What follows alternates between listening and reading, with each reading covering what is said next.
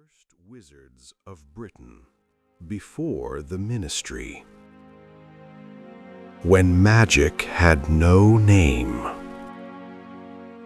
Long before the Ministry of Magic carved rules into parchment, before owls carried laws instead of letters, and before Hogwarts stood as a beacon of structured learning, magic in Britain was something quieter.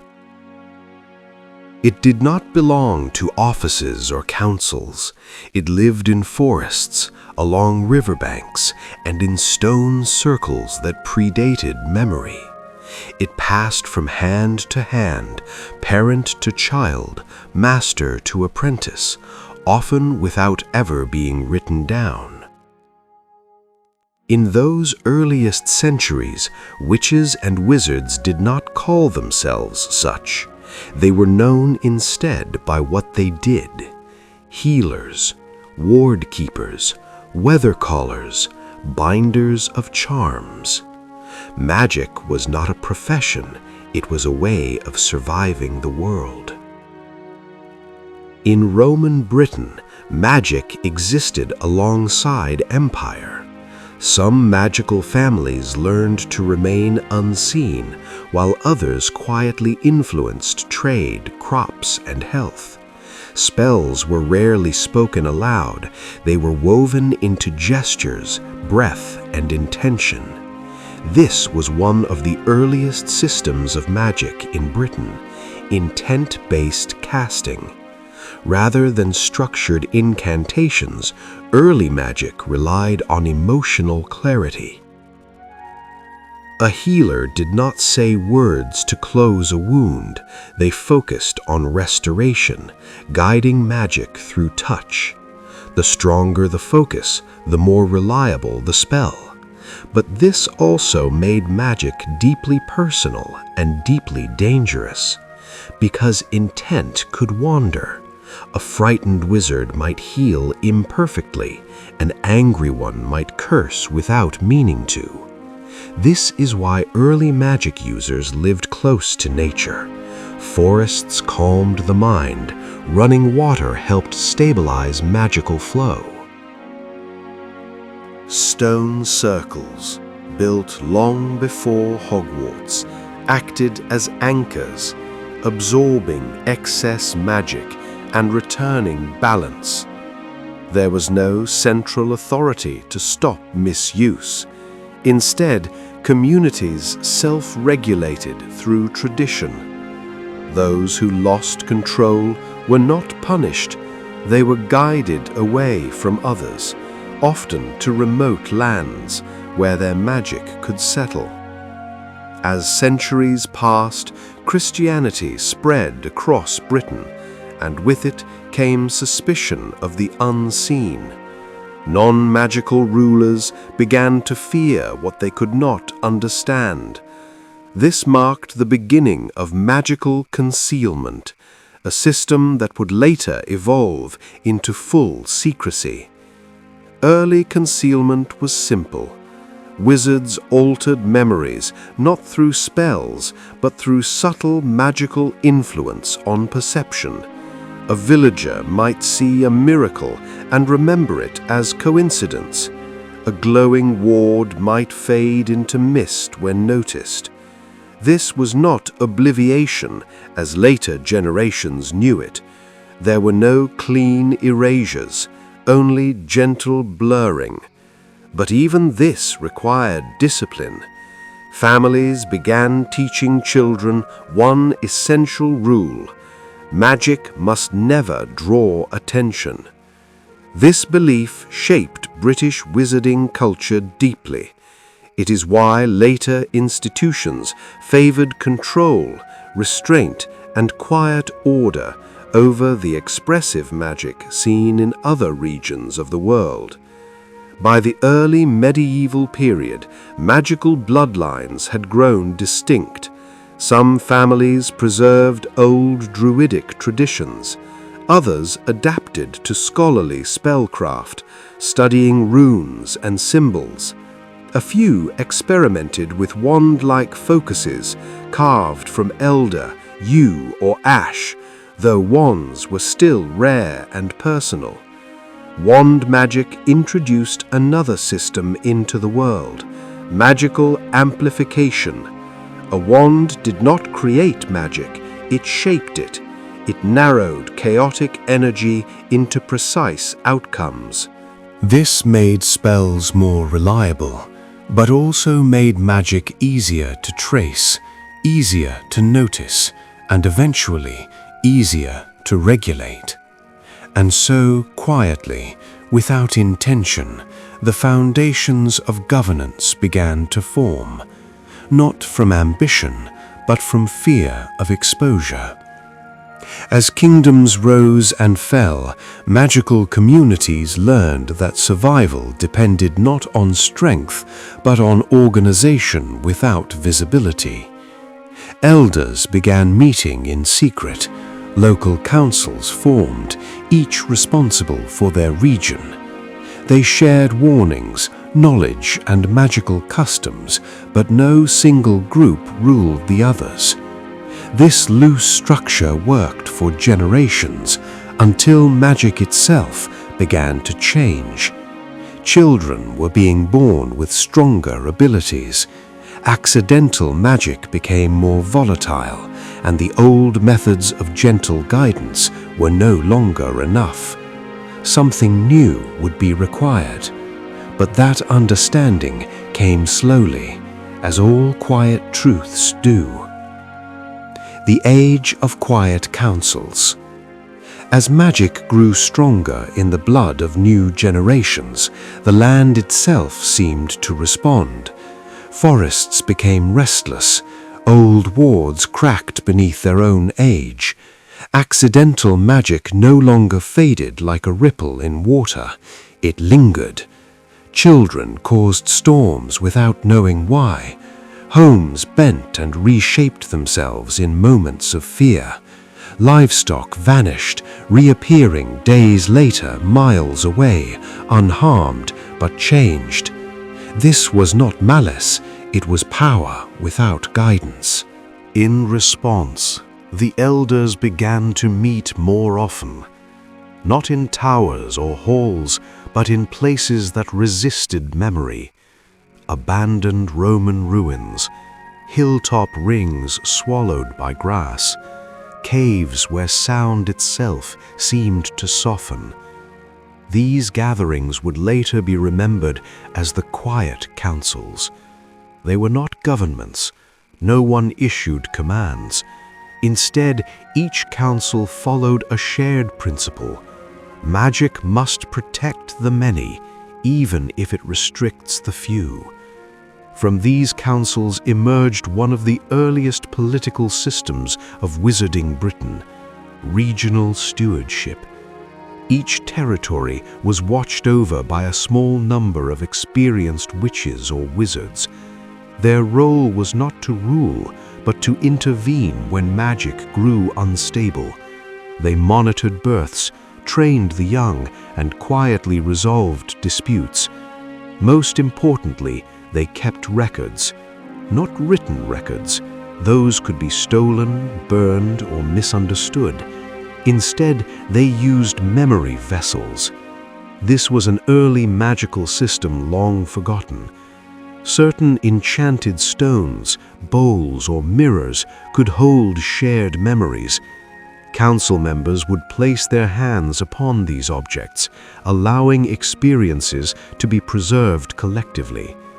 Unlike later pensieves, these memories were not vivid recreations. They were impressions, warnings, emotional echoes.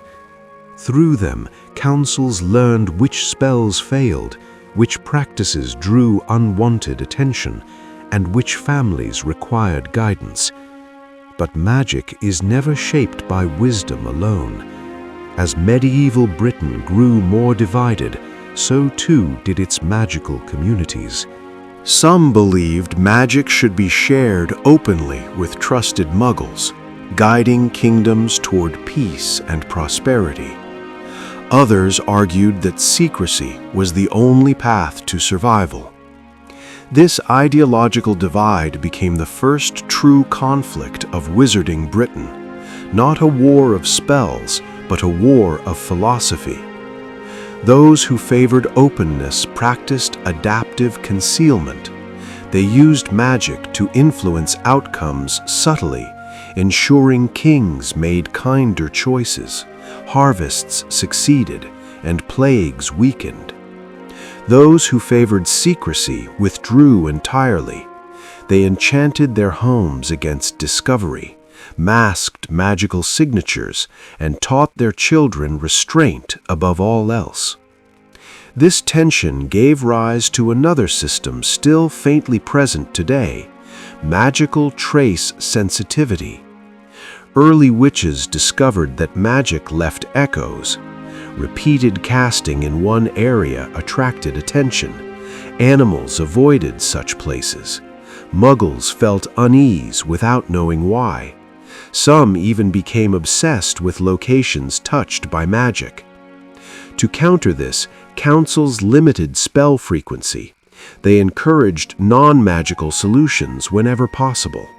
Magic became something used sparingly, reserved for necessity rather than convenience.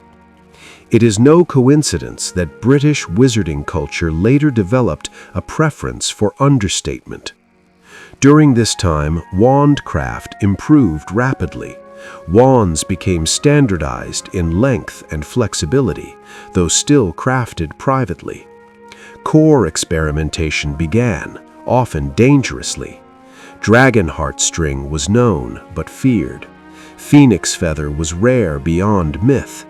Most early cores were plant-based or mineral, resulting in gentler but less powerful magic. This limitation unintentionally shaped education. Young witches learned patience. They learned that power was not constant. It fluctuated with emotion, environment, and discipline. But while councils maintained balance among magical folk, the non-magical world grew increasingly hostile. Accusations of witchcraft rose. Fear spread faster than understanding. What had once been tolerated as folklore was now seen as threat. And so, quietly, the councils made a choice. They would no longer merely guide magic. They would begin to protect it. This decision marked the beginning of defensive enchantments on a national scale. Wards placed not around buildings, but around communities. Magic that bent perception, redirected curiosity, and softened memory. These were not spells cast once. They were sustained enchantments, maintained through rotation and shared responsibility. For the first time, magic in Britain operated as a network. And with that network came the realization that one day a single body might be needed to oversee it all. But that future was still distant. For now, the quiet councils endured, holding the balance between exposure and extinction, between freedom and survival. And in their silence, they laid the invisible groundwork for everything that would follow. When secrecy became survival. There comes a moment in every hidden world when silence is no longer enough. For the magical communities of Britain, that moment arrived not with a single tragedy, but with many small ones. A healer who stayed too long in one village. A ward that shimmered when it should have slept. A child whose fear shattered windows in a crowded street.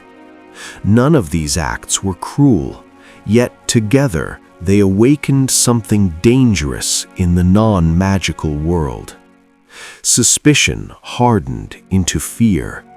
Fear became accusation, and accusation, when repeated often enough, demanded punishment.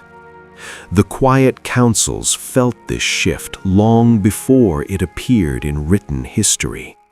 Memory vessels darkened with unease. Animals refused to cross old warded paths. Magic itself grew tense, reactive, as though anticipating harm. This period marked the first great failure of passive concealment.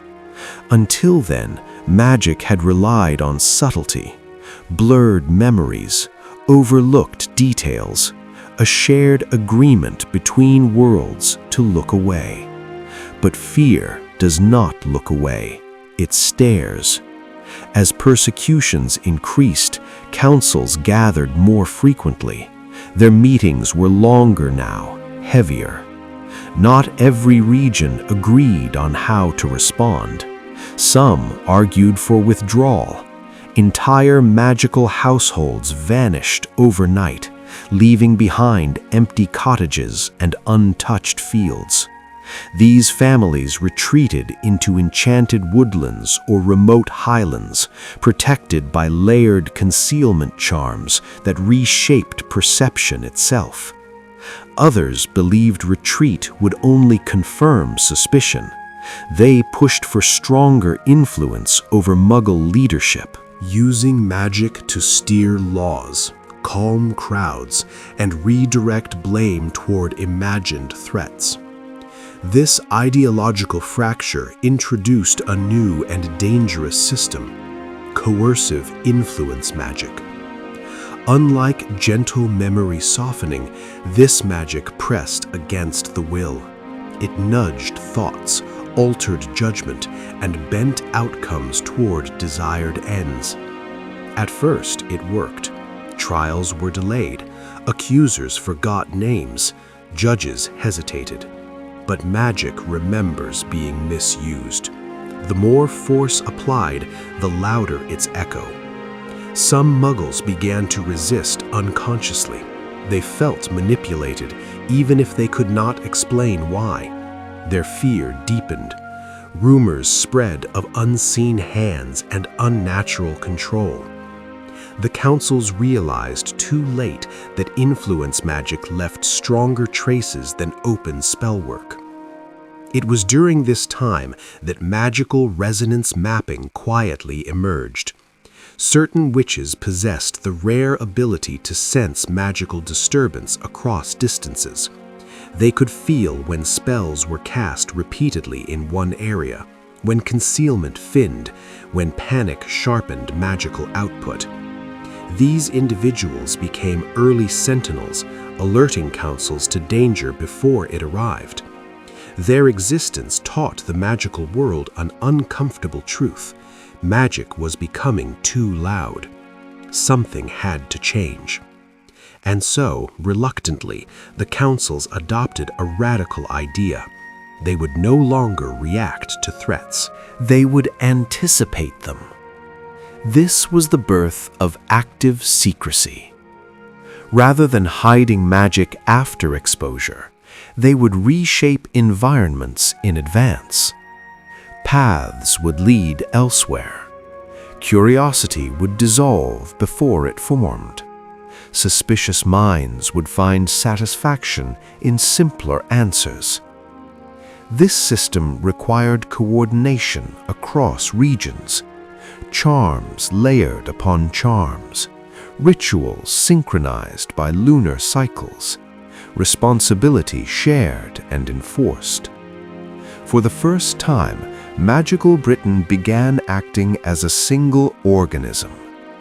This unity demanded structure. Roles were defined: wardcasters, observers, record keepers, mediators between magical families. These roles carried authority, even if no one yet called it governance. But power, once organized, rarely remains unnamed.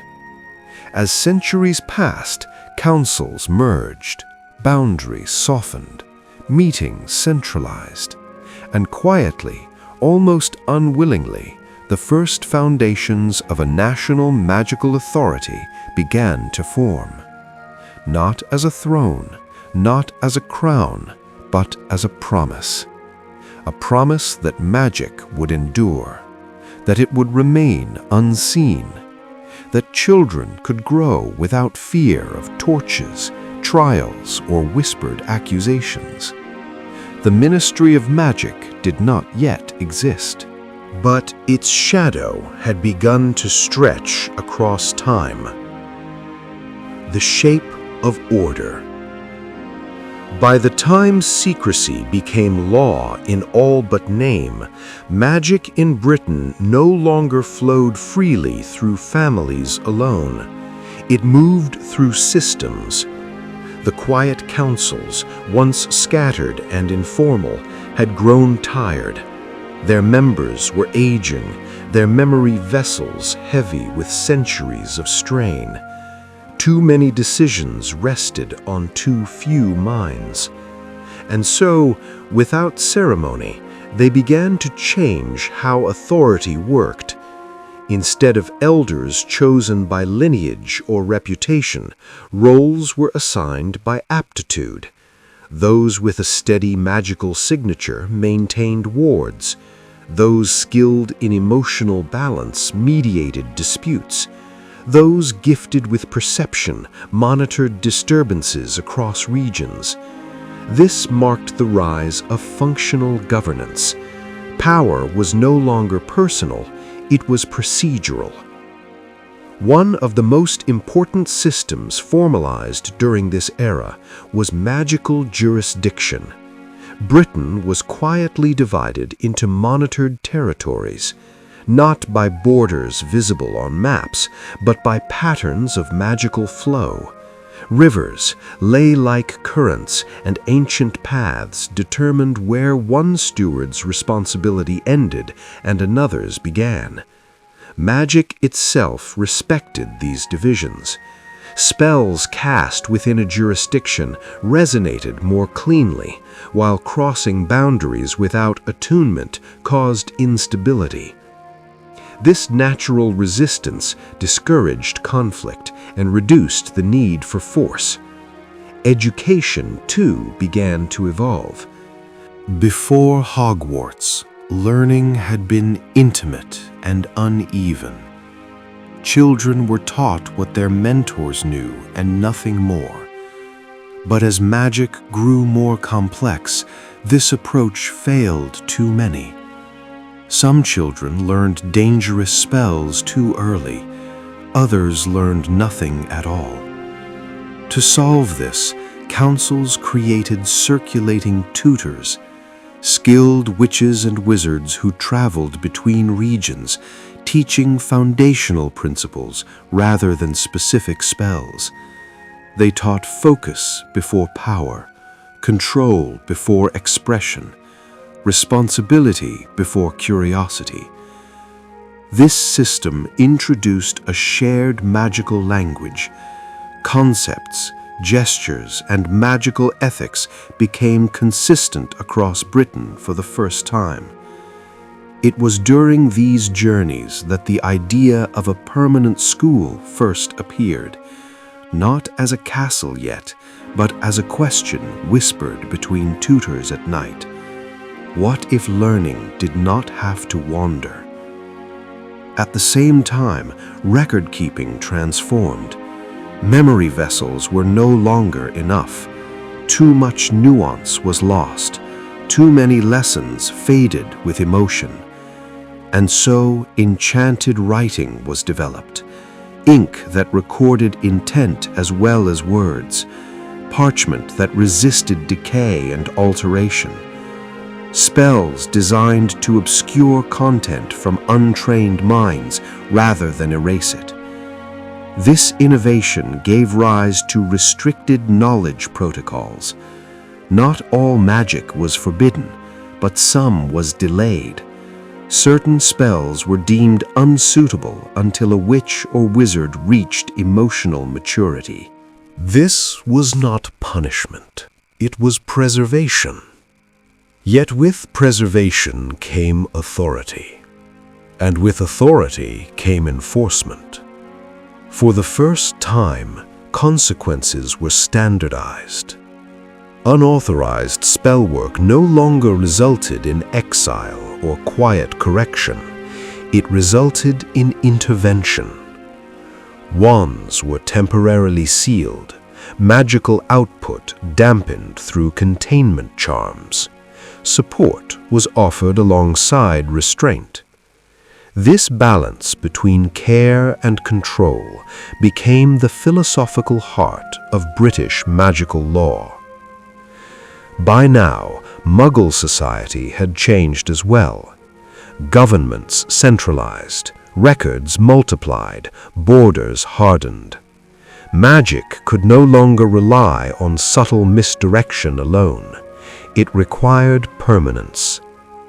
The councils met one final time, not to debate, but to acknowledge reality. Their roles had already fused, their systems already intertwined, their authority already accepted. All that remained was to give the structure a name.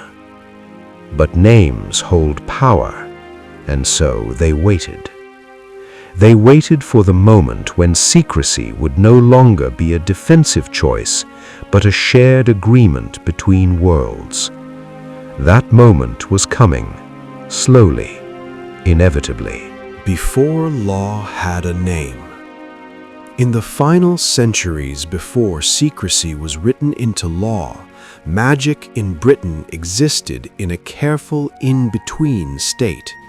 It was no longer wild, but not yet bound.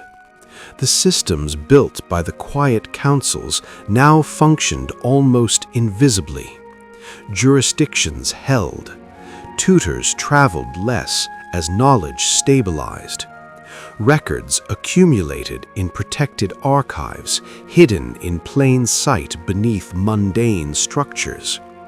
To most witches and wizards born in this era, this order felt natural. They had never known a time without guidance, without limits softly enforced. Yet outside the magical world, the Muggle one accelerated. Printing presses spread ideas faster than memory charms could soften them. Courts demanded written proof. Borders became bureaucratic, not symbolic. Questions were preserved, copied, shared. Magic, once fleeting, now left trails. This forced a refinement of concealment magic into a fully realized system, institutional secrecy. Rather than reacting to individual events, magical authorities began embedding enchantments into structures of daily life. Town layouts subtly discouraged lingering. Paths curved away from magical sites. Buildings housed layered charms that nudged attention elsewhere. Even language was influenced. Words once used to describe magical phenomena were redefined as superstition or myth. This was not domination, it was adaptation. A quiet agreement formed among magical leaders.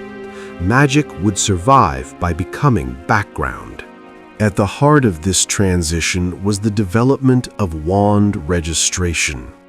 Not yet a formal registry, but an understanding that wands were not merely tools, they were signatures.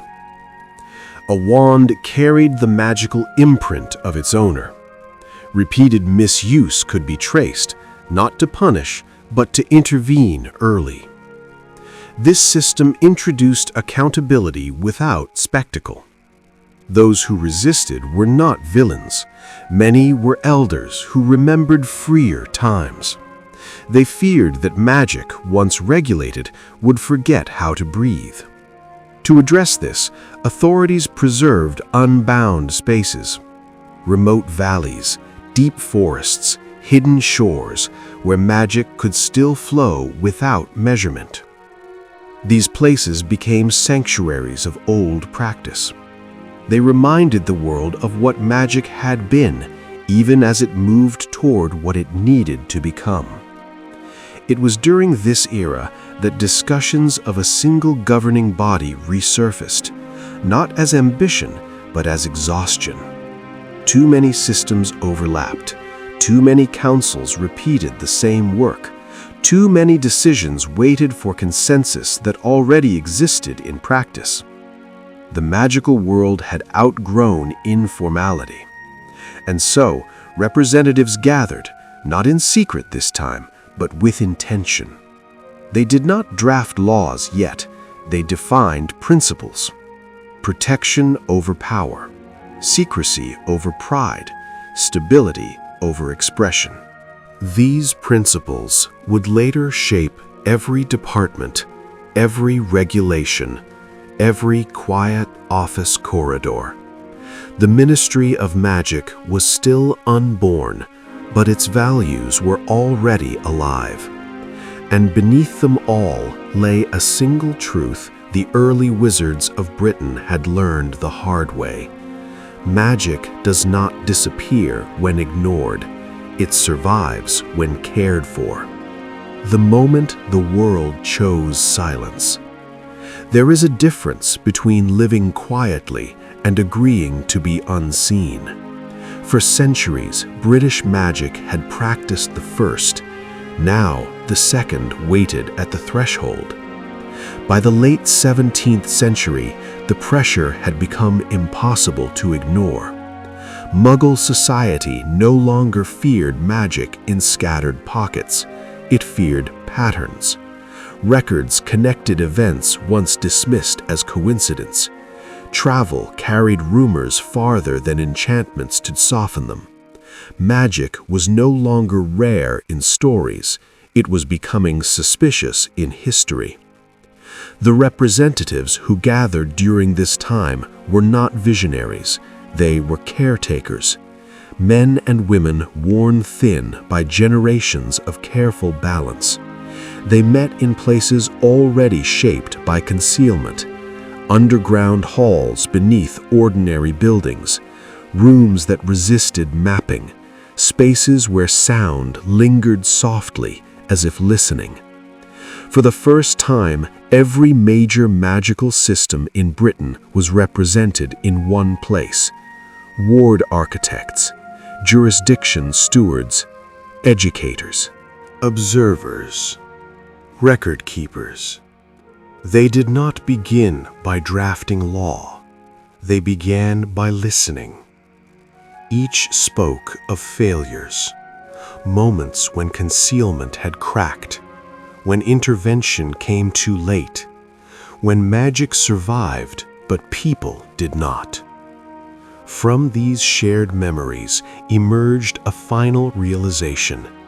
Secrecy could no longer depend on judgment alone. It required a structure that would outlive any individual. This understanding gave birth to the most important system yet: codified concealment. Unlike earlier enchantments, this system did not adapt case by case. It established universal rules. Magic would never again be revealed deliberately. Memory alteration would become standardized. Magical education would be centralized. Violations would be addressed not by councils, but by an enduring institution.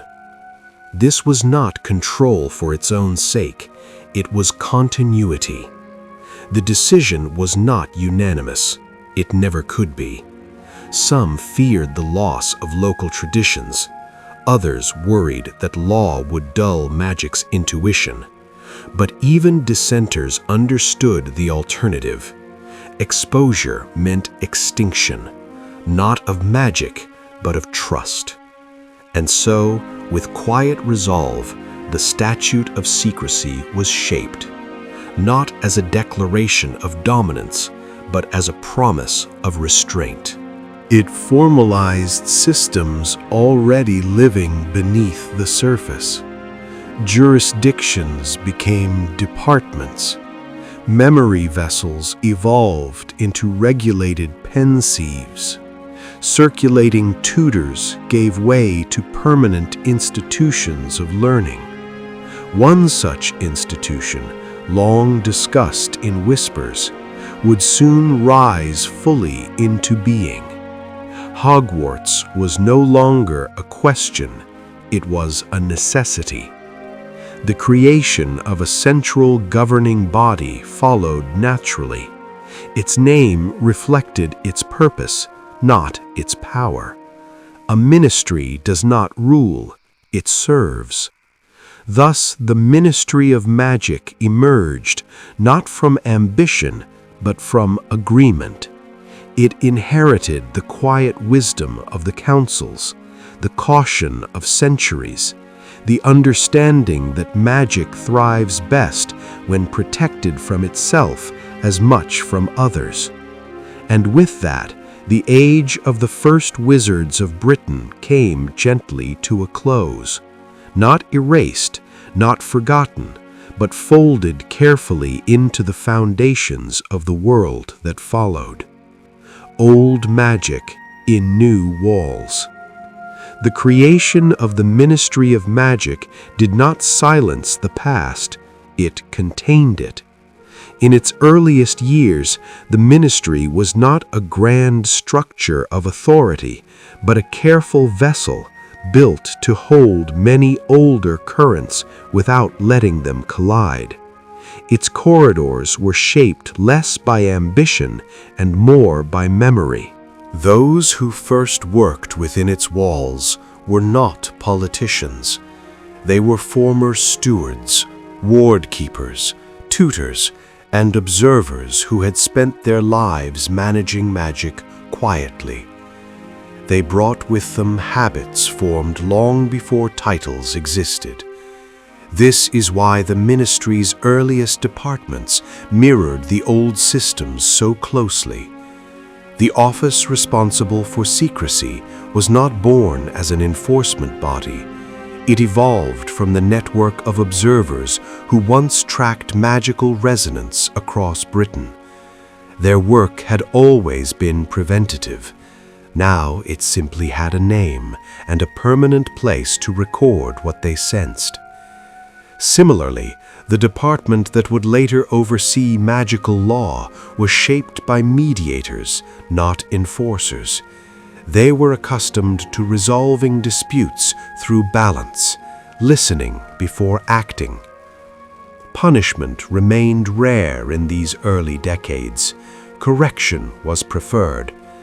This carried into how magic itself was regulated. The ministry did not immediately outlaw old practices. Druidic rites, non-verbal healing traditions, and nature-bound magic were allowed to continue as long as they obeyed one principle: they must leave no trace in the Muggle world. To ensure this, a refined system of magical dampening was introduced. Rather than blocking magic entirely, dampening charms softened its output when cast near non-magical populations. Spells lost intensity without failing. Accidental magic dissipated faster. This preserved safety without suppressing identity.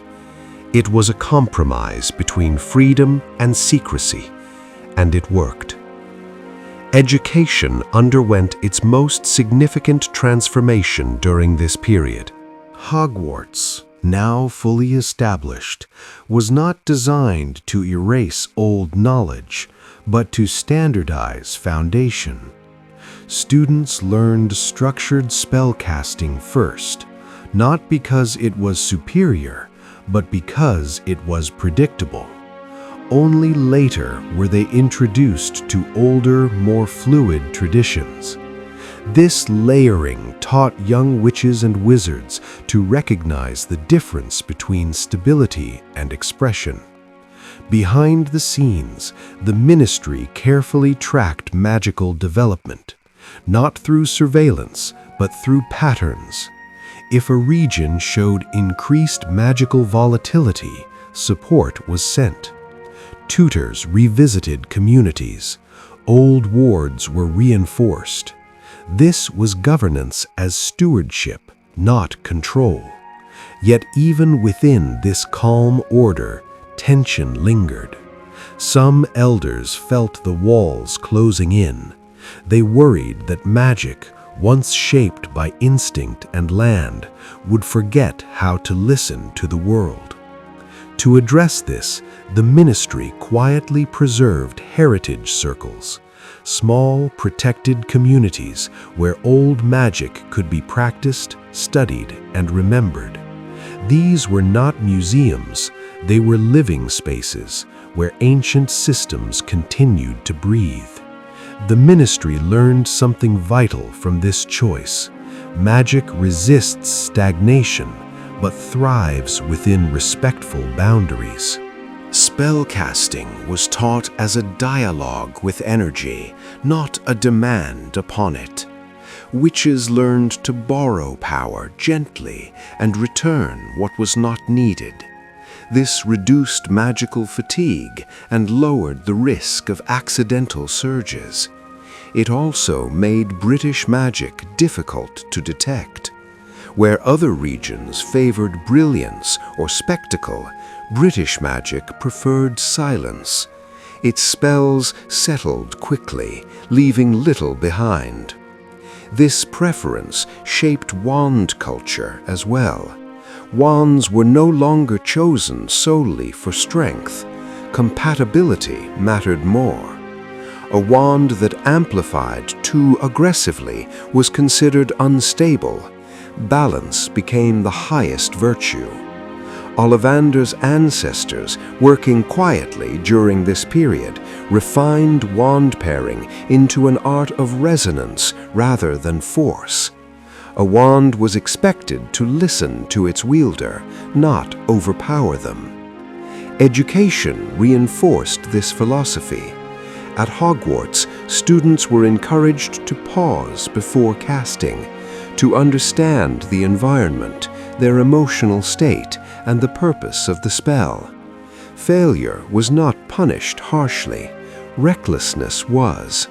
This distinction taught generations of witches and wizards that intent mattered more than outcome.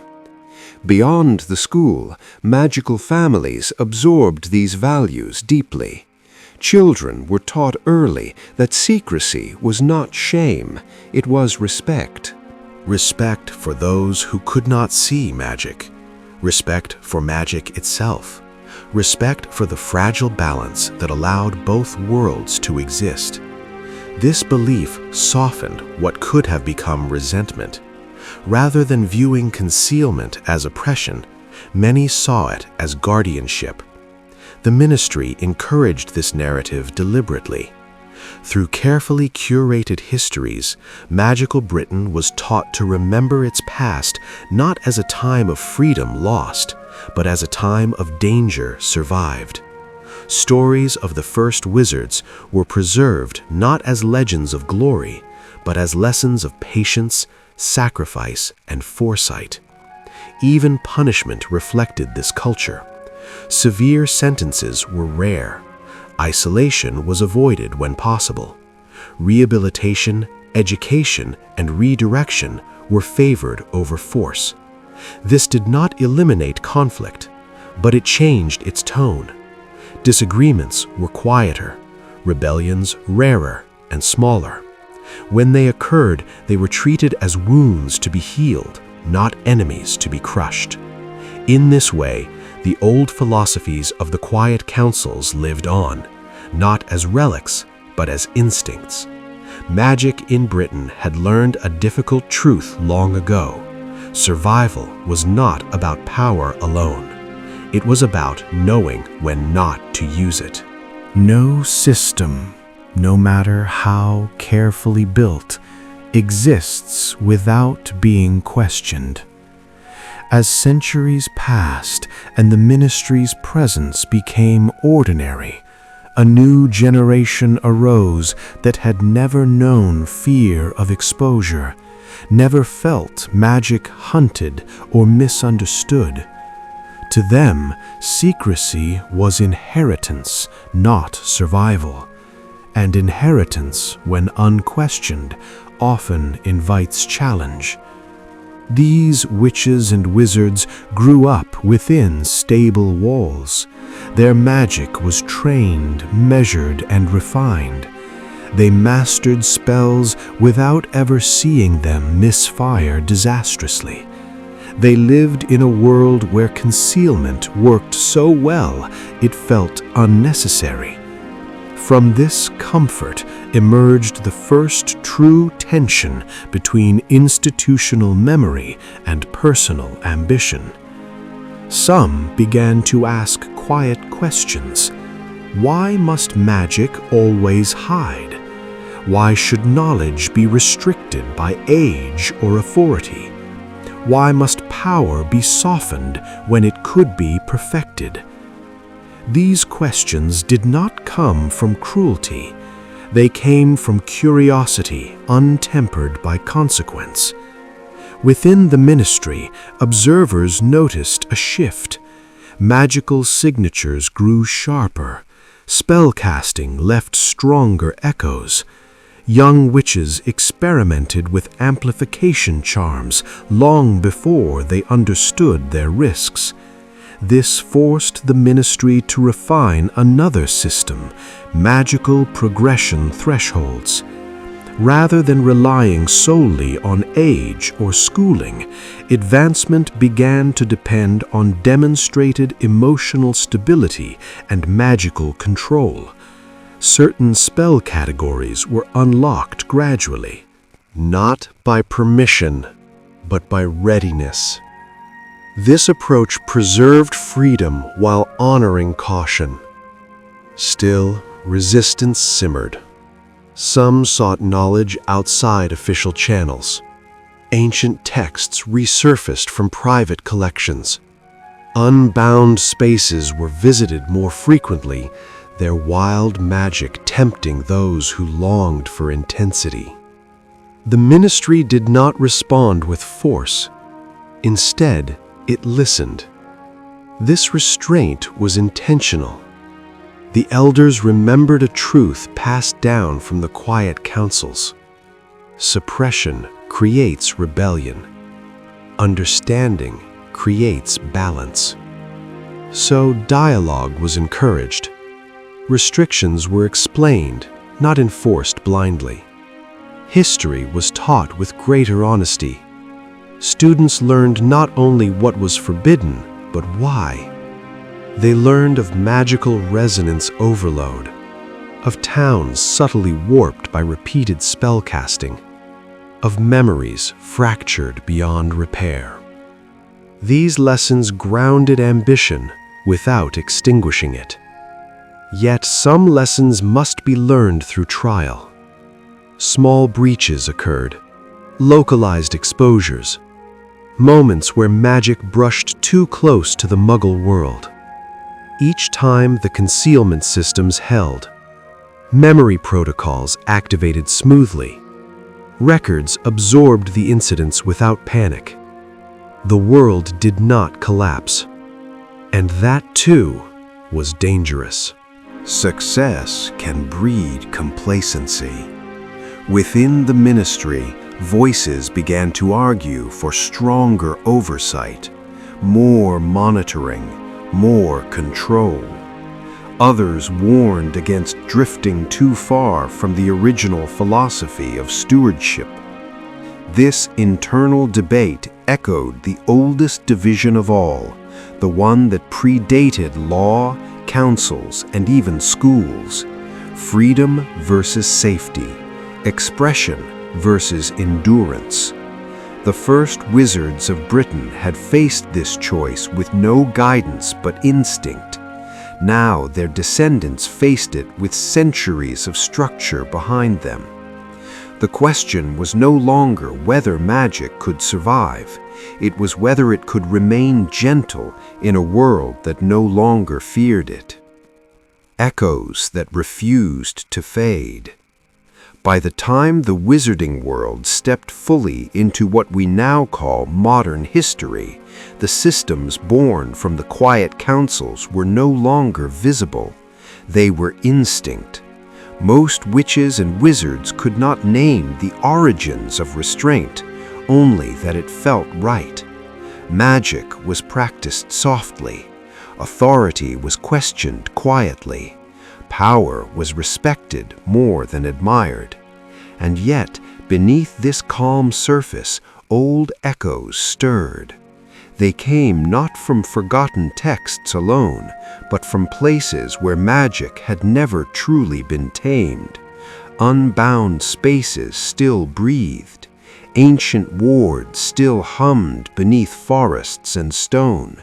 Some spells remembered older rhythms, patterns shaped before law ever touched them.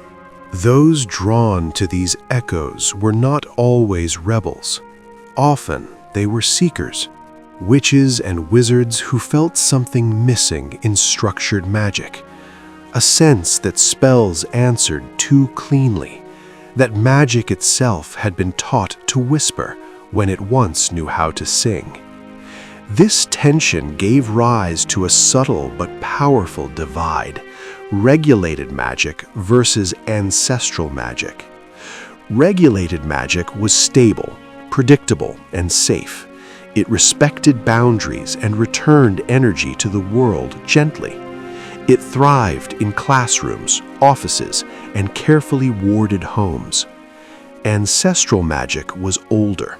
It listened to land, emotion, and circumstance. It shifted with seasons.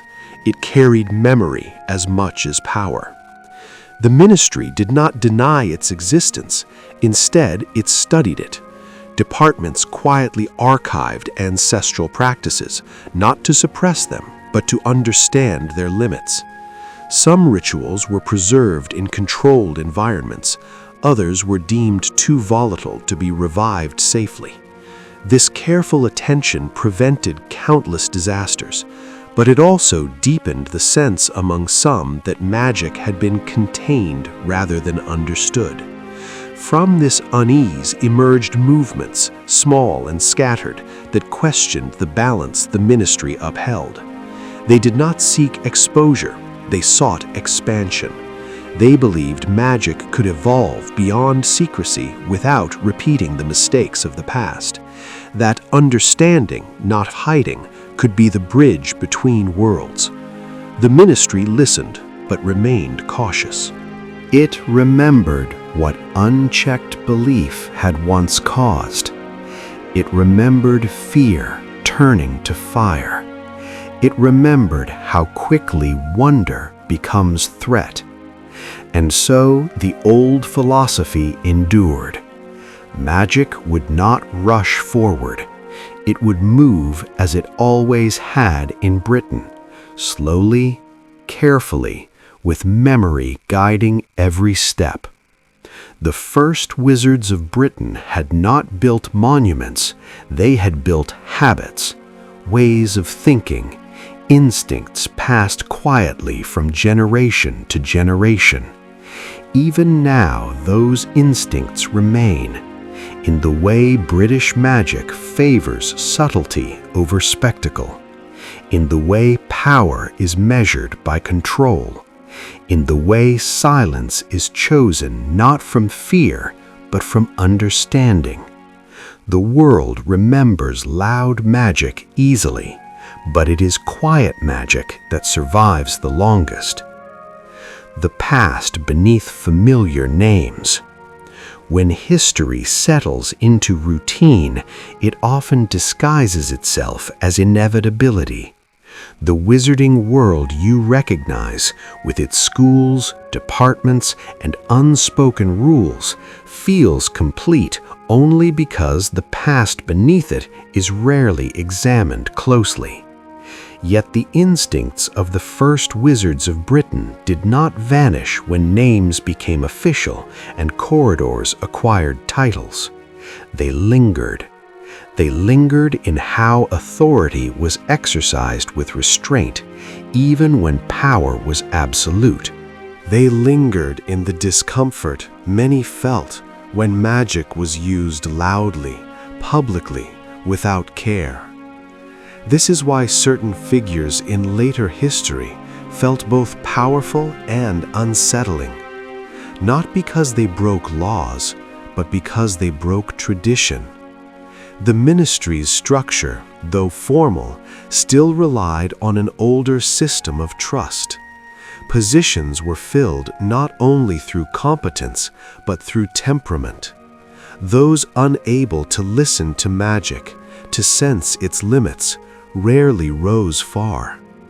This quiet filtering was inherited directly from the councils of old. One of the clearest remnants of this legacy was the continued use of magical consensus. Major decisions were rarely made by a single voice. Even when authority allowed it, leaders sought agreement, deliberation, shared responsibility. This slowed progress, but it preserved balance. The first wizards had learned that haste invited catastrophe. Hogwarts, too, carried these echoes. Though it stood as a symbol of order, its very structure reflected older beliefs. 4 houses, not one path. Multiple perspectives held in tension, none permitted to dominate entirely. This was not coincidence, it was philosophy made stone. Each house represented a response to the ancient challenges of magic. Courage tempered fear. Wisdom guided restraint. Loyalty preserved community. Ambition, when disciplined, fueled growth. Together, they formed equilibrium. Even the forbidden forest remained, untamed and respected, a living reminder that not all magic should be mastered. Its presence was intentional. The ministry could have eradicated it, contained it fully, yet it chose not to, because some things must remain wild, to remind the world why control exists. In times of crisis, these old instincts surfaced most clearly. When fear rose, the ministry hesitated rather than rushed. When pressure mounted, leaders remembered what silence had once protected.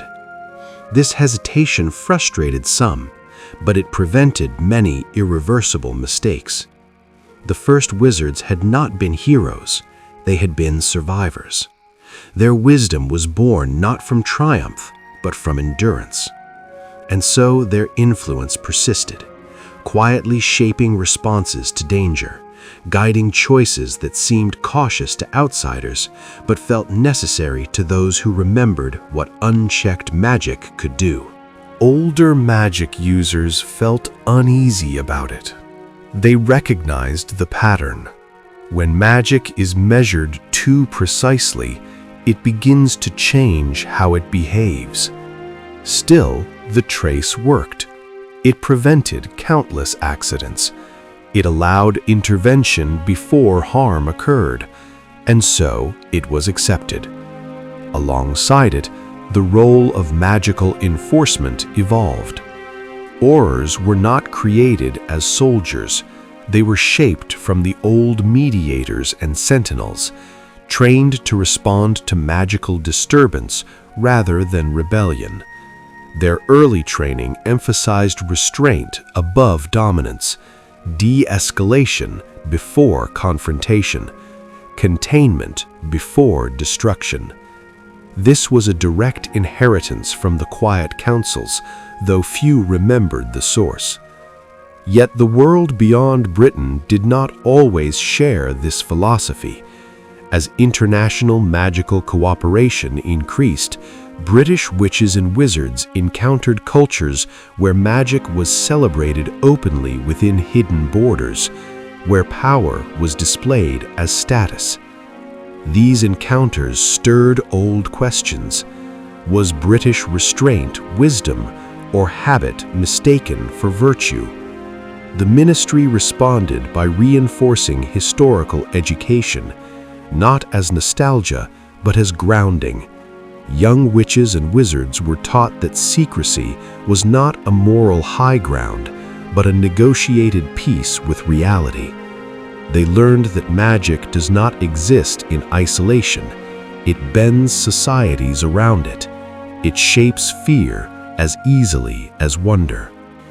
And fear, once awakened, rarely listens to reason. Still, even with these lessons, the ancient balance grew fragile. Not because the systems failed, but because memory thinned. Those who remembered persecution had passed on. Those who had lived through exposure were now names in books. Experience had become history, and history, when softened by time, loses its edge. The first wizards of Britain had known magic as something that could be taken away. Modern witches knew it as something guaranteed.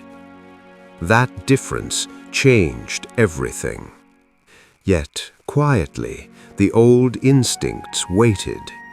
They waited in the way certain spells were never spoken aloud, in the way elders grew silent when magic grew loud, in the way some decisions felt wrong even when they were legal. These instincts were not logic, they were inheritance, and they would matter again. The difference between permission and wisdom. There are moments in history when the law allows something the soul quietly resists. In the wizarding world, these moments rarely arrive with fanfare. They slip in gently, disguised as necessity, as efficiency, as progress. By the time moral tension becomes visible, it has already settled deep into practice. The ancient instincts of British magic, forged long before ministries or statutes, were never designed to argue legality. They existed to sense imbalance. And imbalance began to appear not in dramatic spells or open rebellion, but in ordinary decisions. A memory modified too cleanly, a wand confiscated too quickly, a child corrected before being understood. None of these actions were cruel in isolation, yet together they hinted at a quiet shift. The first wizards of Britain had believed that magic must always answer to context, that intention mattered more than outcome, that power without understanding was merely noise. Modern systems, precise and effective, sometimes struggled with this subtlety. This tension crystallized around one core system: memory magic. Originally developed as a gentle blur, memory alteration had evolved into a refined art, clean, targeted, reliable. Too reliable. What had once been used sparingly now became procedural.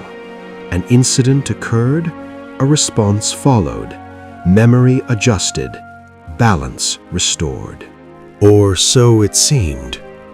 But memory is not merely information, it is meaning.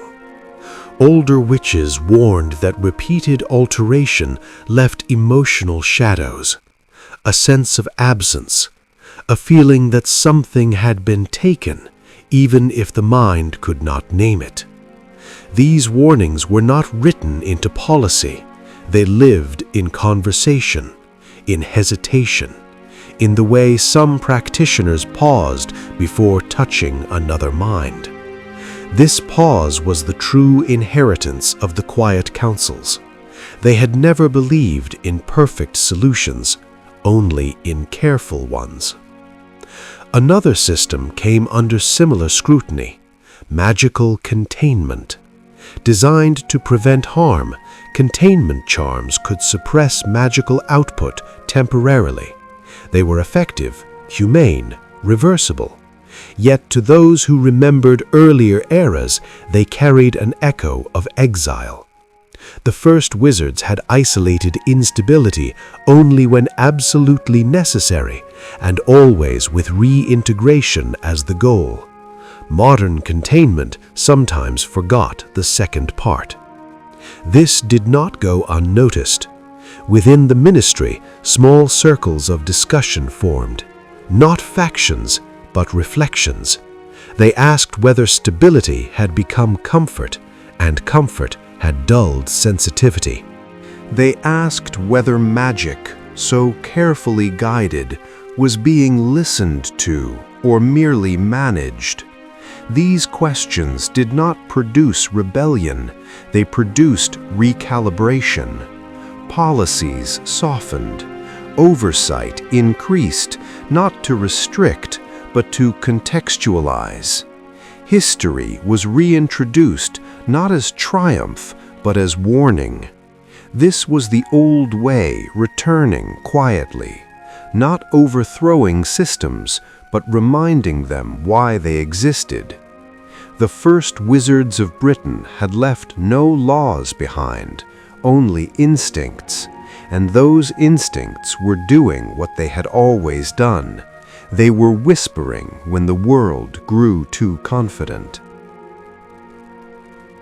The weight of quiet choices. History often celebrates grand decisions, declarations, battles, moments when the world visibly changes. But the wizarding world of Britain was shaped far more by choices no one recorded. A ministry official deciding to delay a response by a single day. A professor choosing patience over punishment. An auror lowering a wand and listening instead. These moments carried weight because they echoed ancient understanding. The first wizards of Britain had lived without guarantees. Every decision they made balanced survival against compassion. That balance never disappeared. It merely became less visible. In modern times, this quiet inheritance manifested most clearly in moments of uncertainty. When new forms of magic appeared, unstable, unclassified, the instinct was not immediate control, it was observation. Rather than suppress unfamiliar magic outright, the ministry often allowed it to exist in monitored spaces. Researchers listened to how it behaved, how it responded to emotion, environment, and restraint. This approach came directly from the oldest system of all, magical listening. Before laws, before schools, magic had been understood as something that spoke, not in words, but in patterns.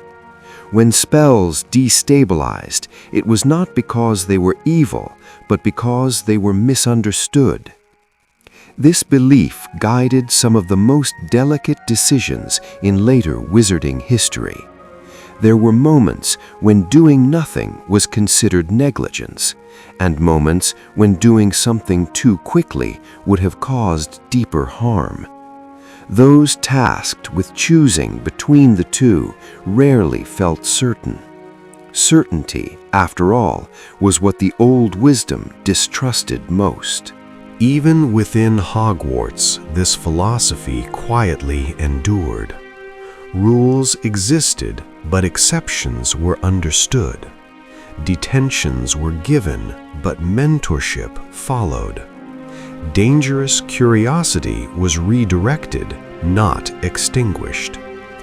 This is why some students thrived despite breaking rules, and others faltered despite following them perfectly. Magic responds to engagement, not obedience. The ministry learned this lesson repeatedly.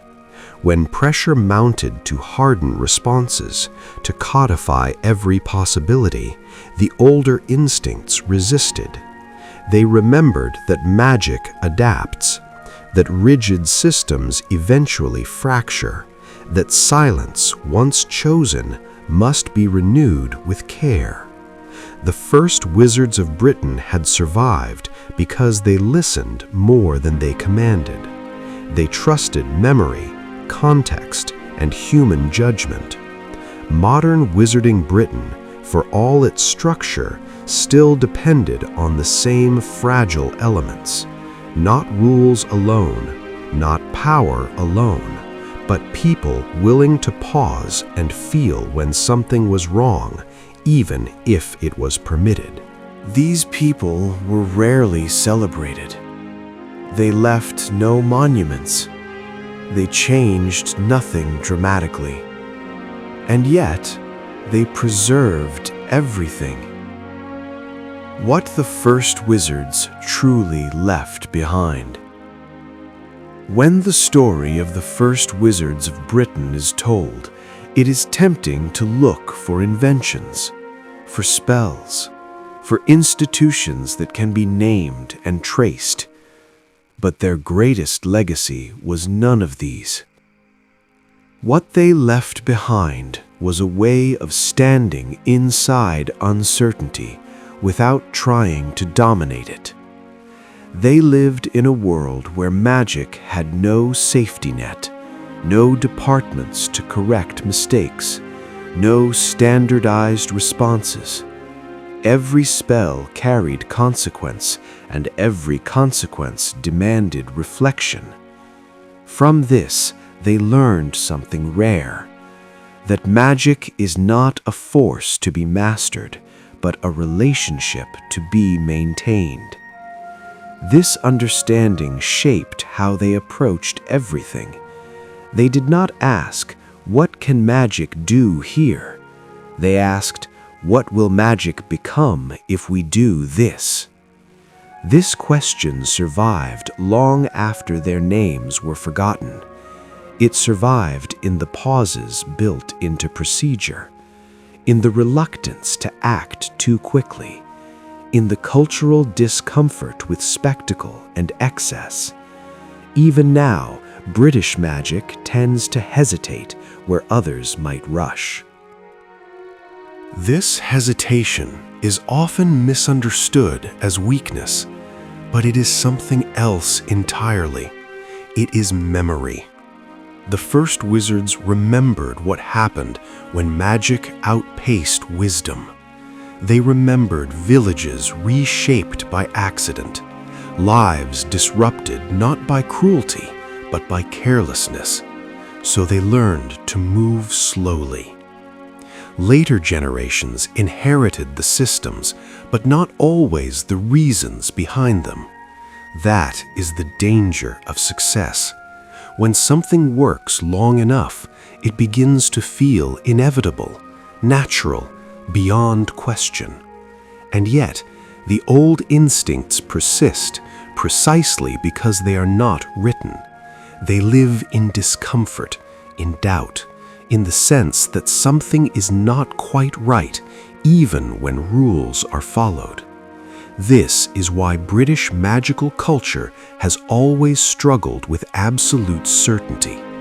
Prophecies are treated cautiously.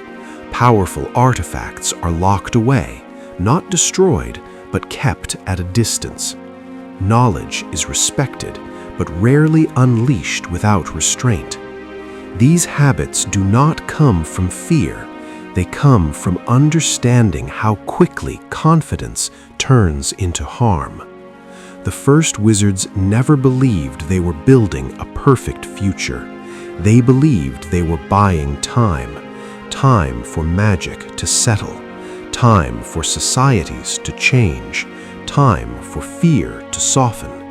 And in many ways, they succeeded. The wizarding world endured. It adapted. It learned how to exist quietly alongside another world without consuming it. But this endurance came with a responsibility. Each generation must choose silence again. It is never permanent, never automatic. It must be renewed through judgment, through patience, through the willingness to accept limits even when power is available. This is the unspoken inheritance passed from the first wizards of Britain to everyone who came after. Not a law, not a spell, but a question asked quietly every time magic is raised, should this be done? The question that never leaves. The question the first wizards left behind does not echo loudly. It does not interrupt lessons or halt spells mid-cast. It arrives softly, often too late to be named, yet early enough to be felt. Should this be done? In the centuries that followed, this question became woven into moments of hesitation that outsiders often mistook for indecision. When the ministry delayed action, it was not always uncertainty, it was remembrance. When Hogwarts allowed dangerous knowledge to remain locked away rather than erased, it was not negligence, it was respect for what knowledge becomes once it is destroyed. The first wizards understood something subtle. Once magic is eliminated, it cannot be unlearned, only forgotten. And forgotten things return differently. This belief shaped how magical artifacts were treated. Items of immense power were not broken because destruction leaves residue.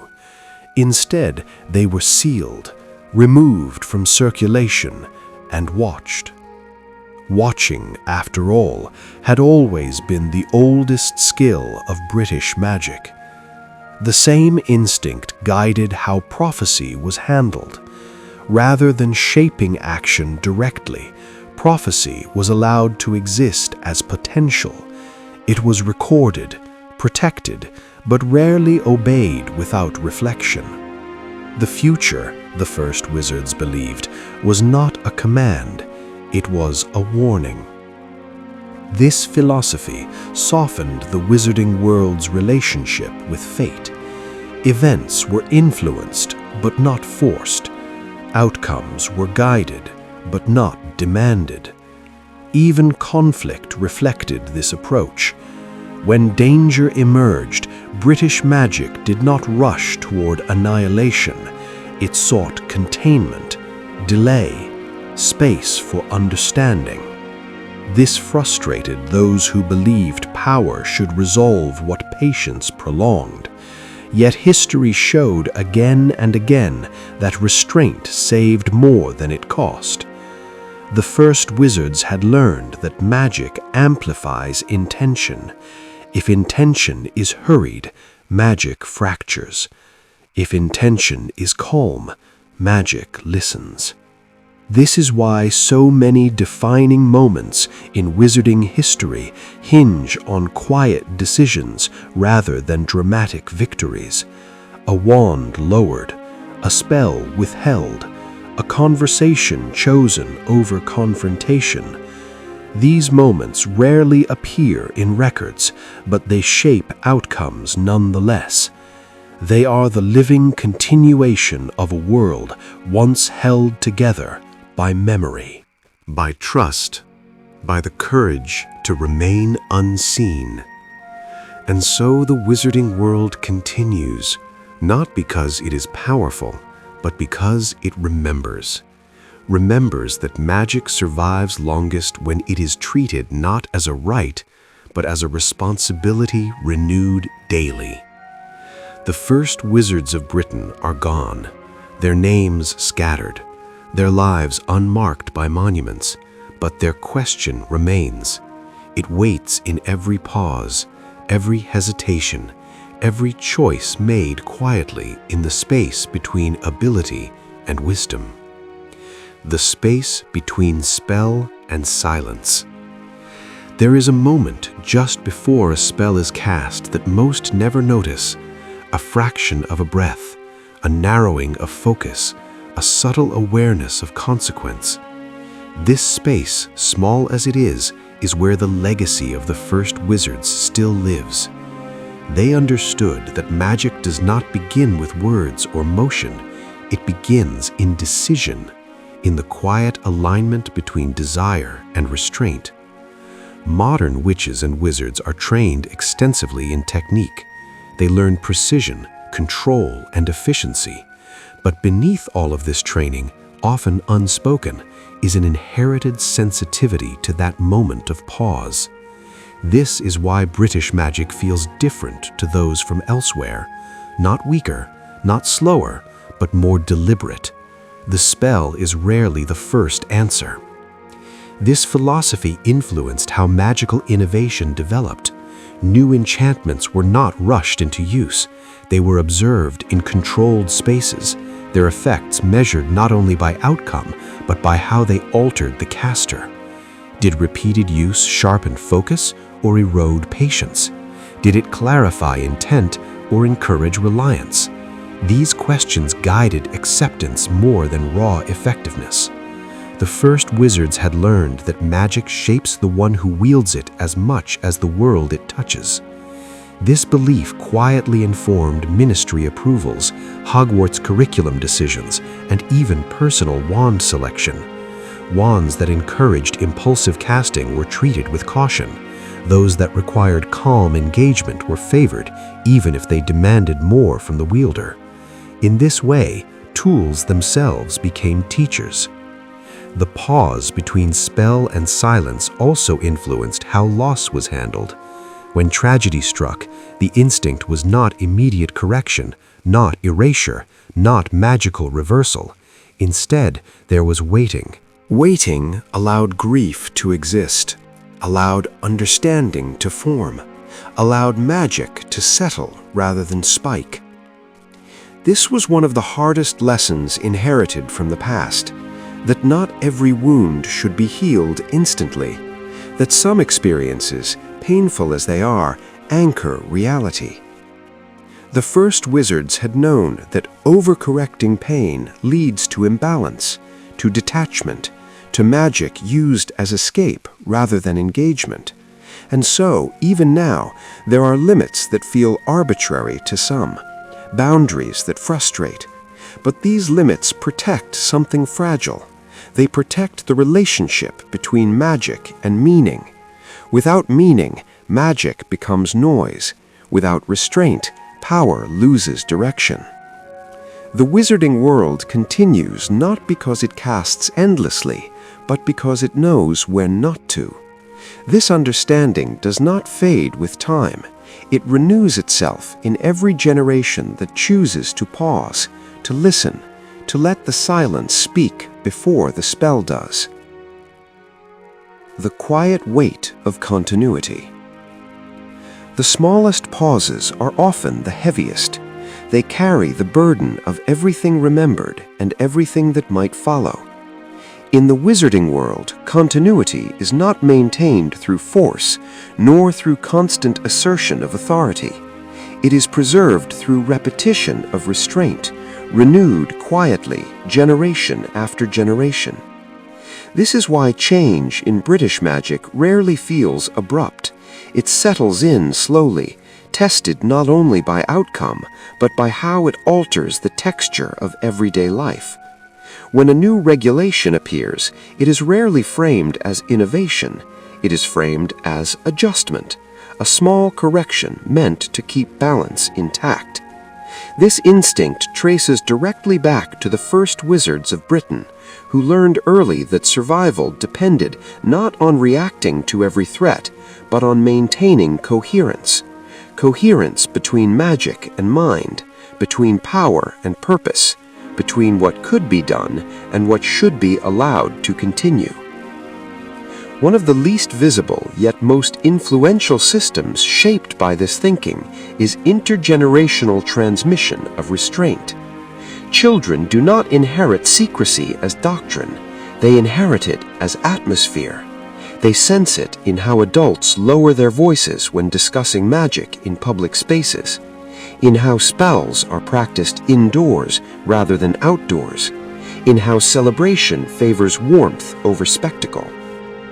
This atmosphere teaches before instruction ever begins. By the time formal education starts, many habits are already formed.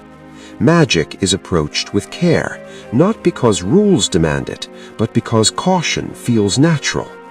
The first wizards never wrote manuals for this. They trusted something older than instruction. They trusted observation. Modern magical Britain still relies on this trust. It understands that systems fail when culture does not support them.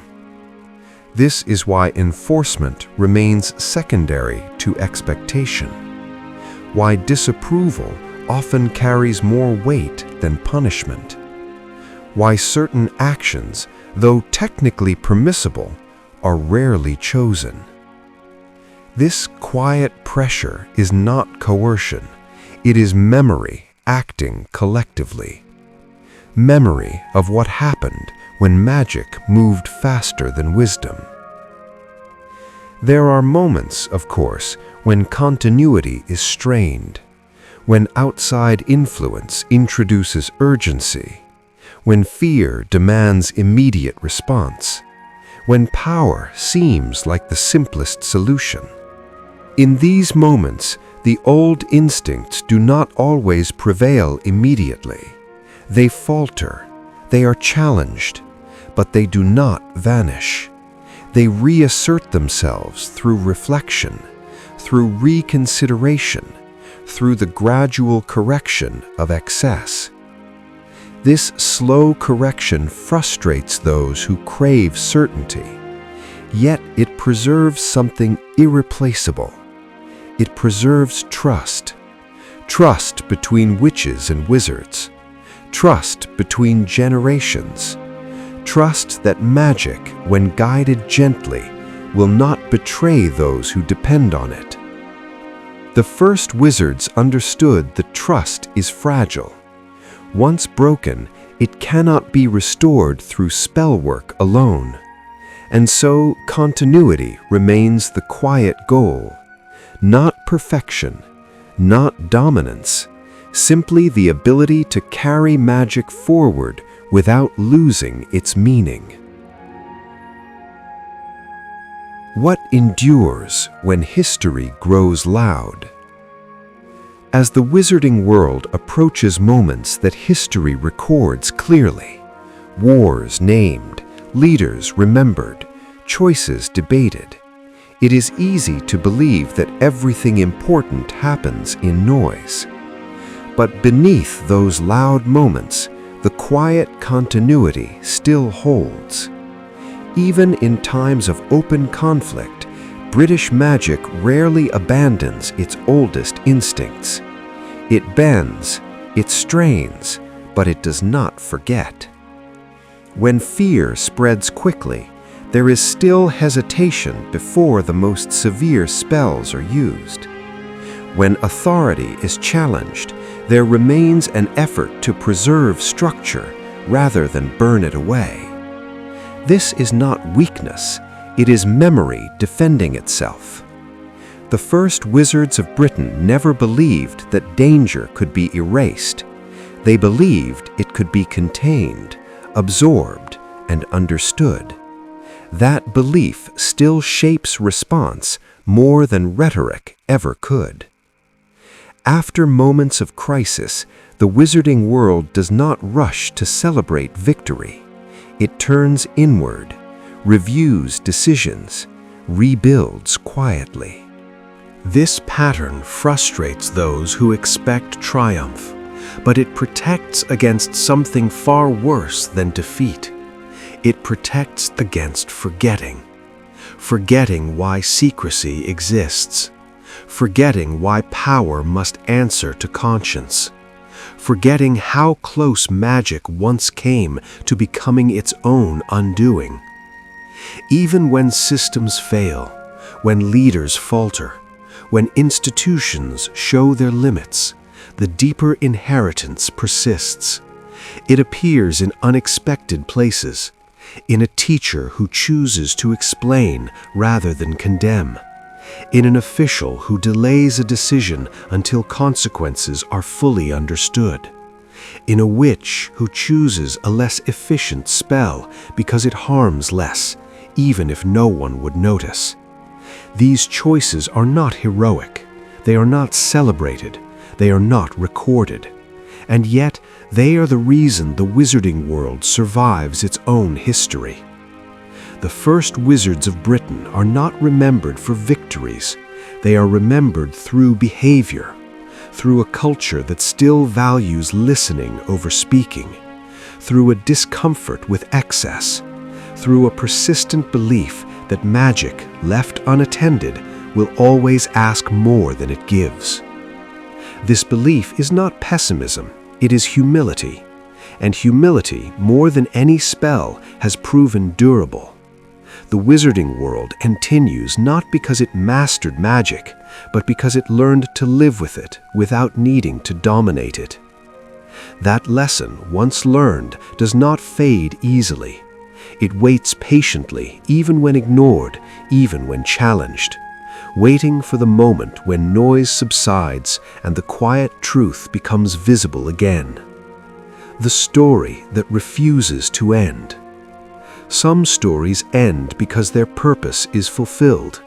Others continue because their purpose is ongoing. The story of the first wizards of Britain belongs to the second kind.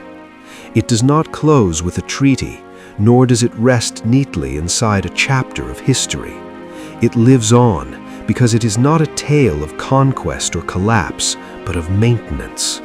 Maintenance of balance, maintenance of restraint, maintenance of the fragile agreement between magic and the world it inhabits.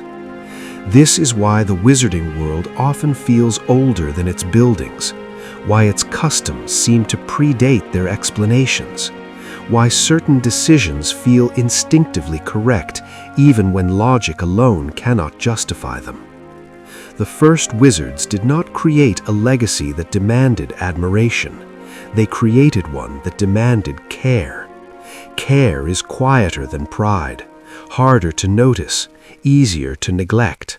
And yet it is care that keeps magic from turning inward, from consuming itself through excess. In daily life, this care appears almost trivial, a limit accepted without protest, a tradition followed without full understanding, a question left unanswered because answering it would require more force than wisdom allows. These moments are rarely discussed. They do not inspire songs or monuments, but they shape the world more deeply than any single act of power.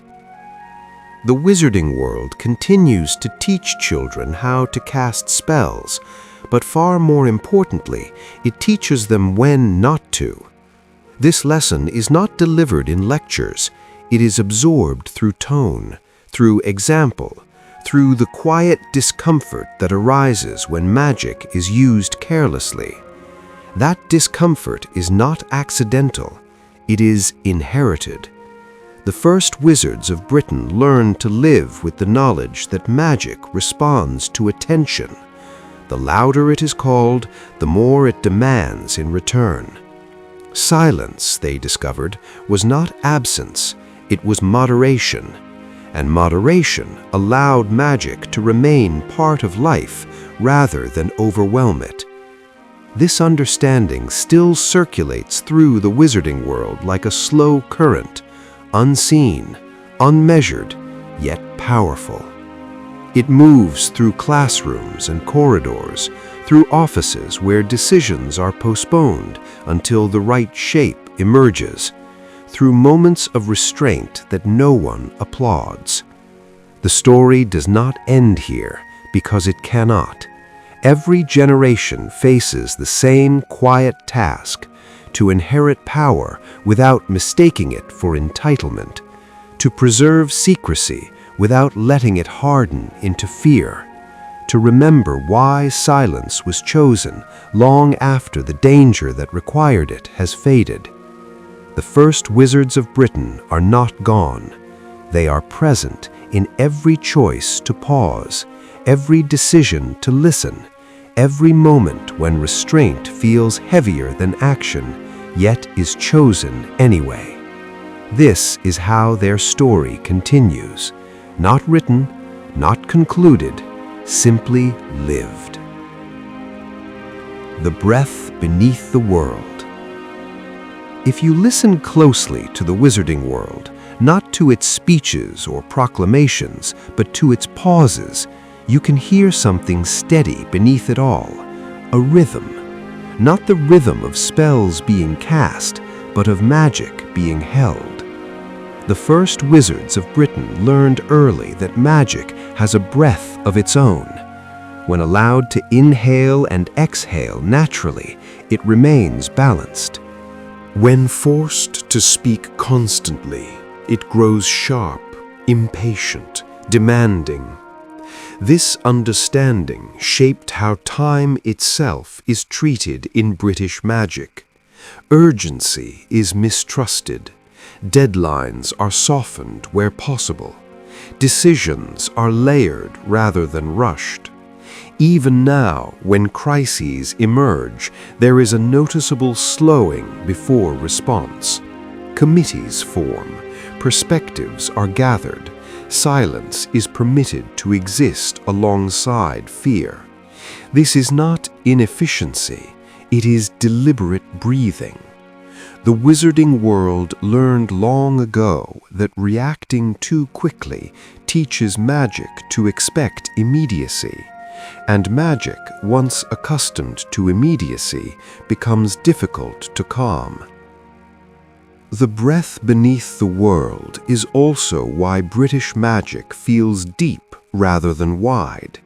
It does not expand endlessly outward, it sinks inward, settling into tradition, memory, and place. Certain locations hold more than geography. Old meeting grounds, quiet halls, libraries that feel heavier than their shelves suggest. These places are not powerful because of spells alone. They are powerful because of continuity. Magic remembers where it has been treated gently. This is why some rooms feel calmer than others, why some corridors invite reflection, why some spaces discourage reckless spell work without any visible ward at all. The first wizards of Britain never sought to dominate space.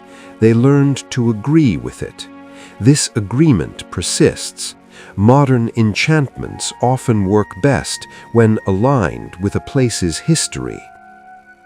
Spells cast in harmony with environment require less force and leave fewer echoes. This principle is taught quietly, often indirectly. A professor may suggest a different room. An auror may wait for dusk rather than act at noon. An official may delay until conditions feel right. These are not tactical decisions alone. They are relational ones. They acknowledge that magic is not isolated from context. It responds to timing, to mood, to patience.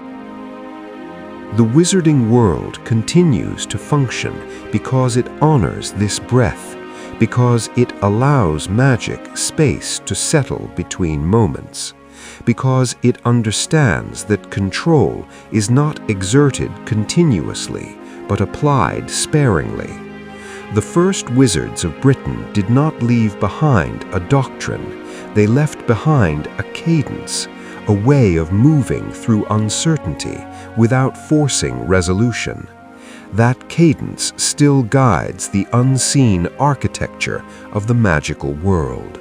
And as long as it is followed, magic remains something that lives alongside people, not above them, where the cadence lingers strongest.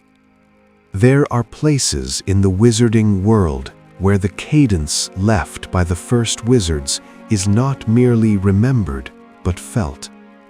These places are rarely marked. They carry no signs, no warnings, no declarations of importance. And yet, those sensitive to magic recognize them immediately.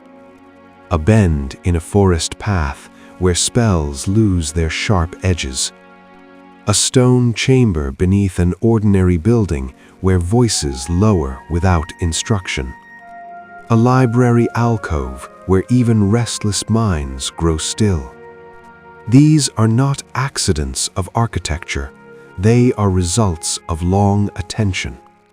The first wizards learned that magic settles where it is treated with consistency, not with intensity, but with care repeated over generations. Such places became anchors, not wards in the conventional sense, but agreements between magic and environment. They asked nothing, they demanded nothing, they simply held. Modern enchantments layered upon these spaces work differently than elsewhere.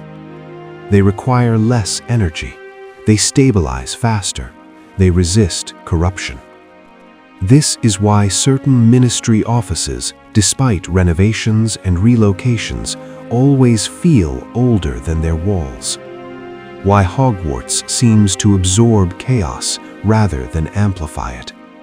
Why some rooms recover from magical disturbance as if remembering how calm once felt. The cadence also survives in habits. British witches and wizards tend to clean magic after using it, not metaphorically, but energetically.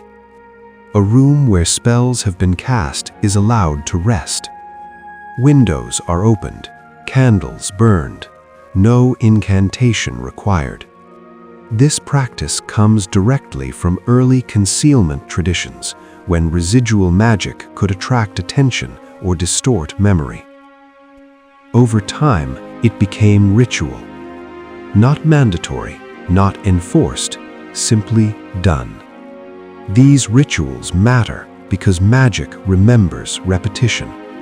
The first wizards understood that small acts performed consistently shape the behavior of power more effectively than rules ever could. This is also why silence remains respected in certain contexts. Not all knowledge is shared immediately. Not all answers are given at once.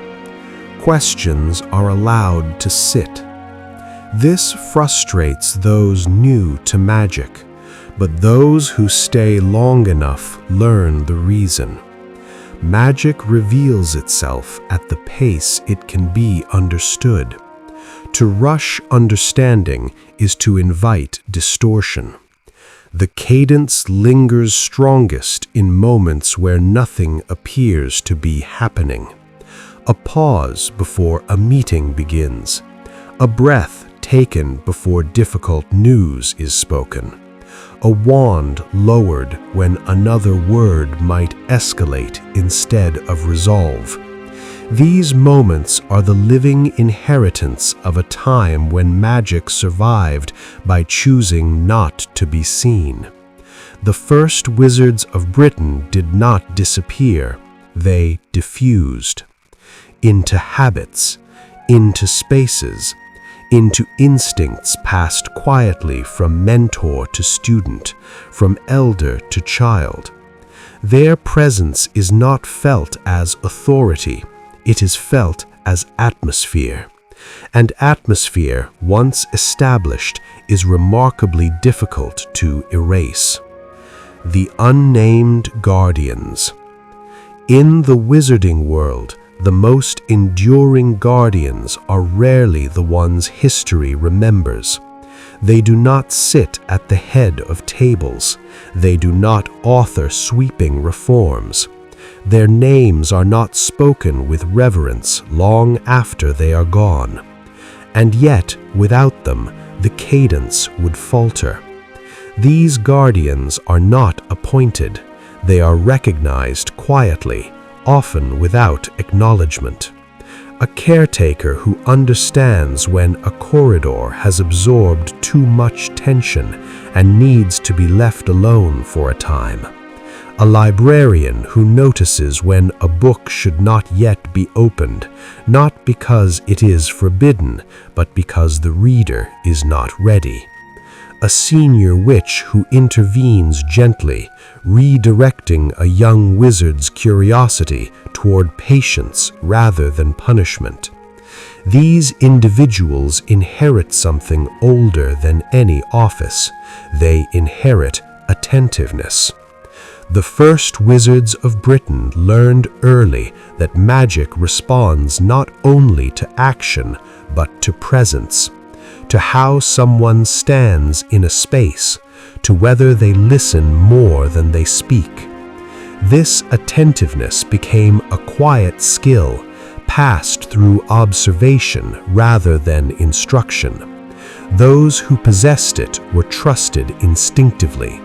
They were asked to stay when others moved on. They were consulted informally before formal decisions were made, not because they held authority, but because they held perspective.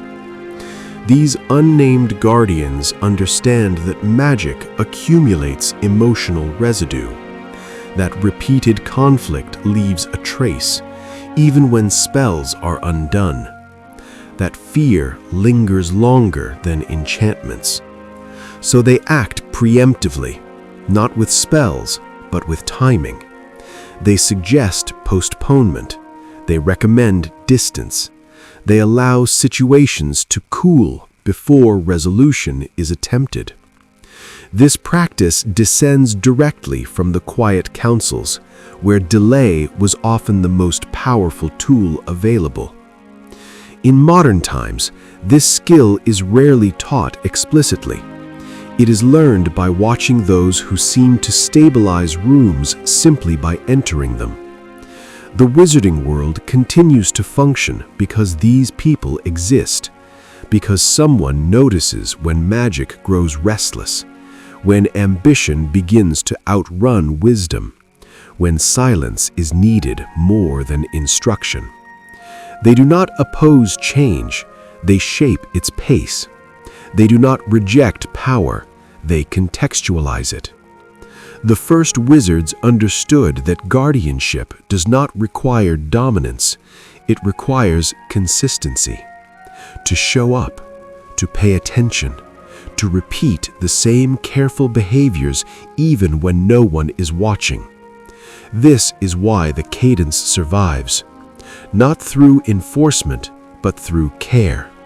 And care, once embedded in culture, becomes self-sustaining. The unnamed guardians rarely see themselves as protectors of anything grand. They believe they are simply doing what feels right. That belief is their greatest strength, because it means the legacy of the first wizards is not confined to history.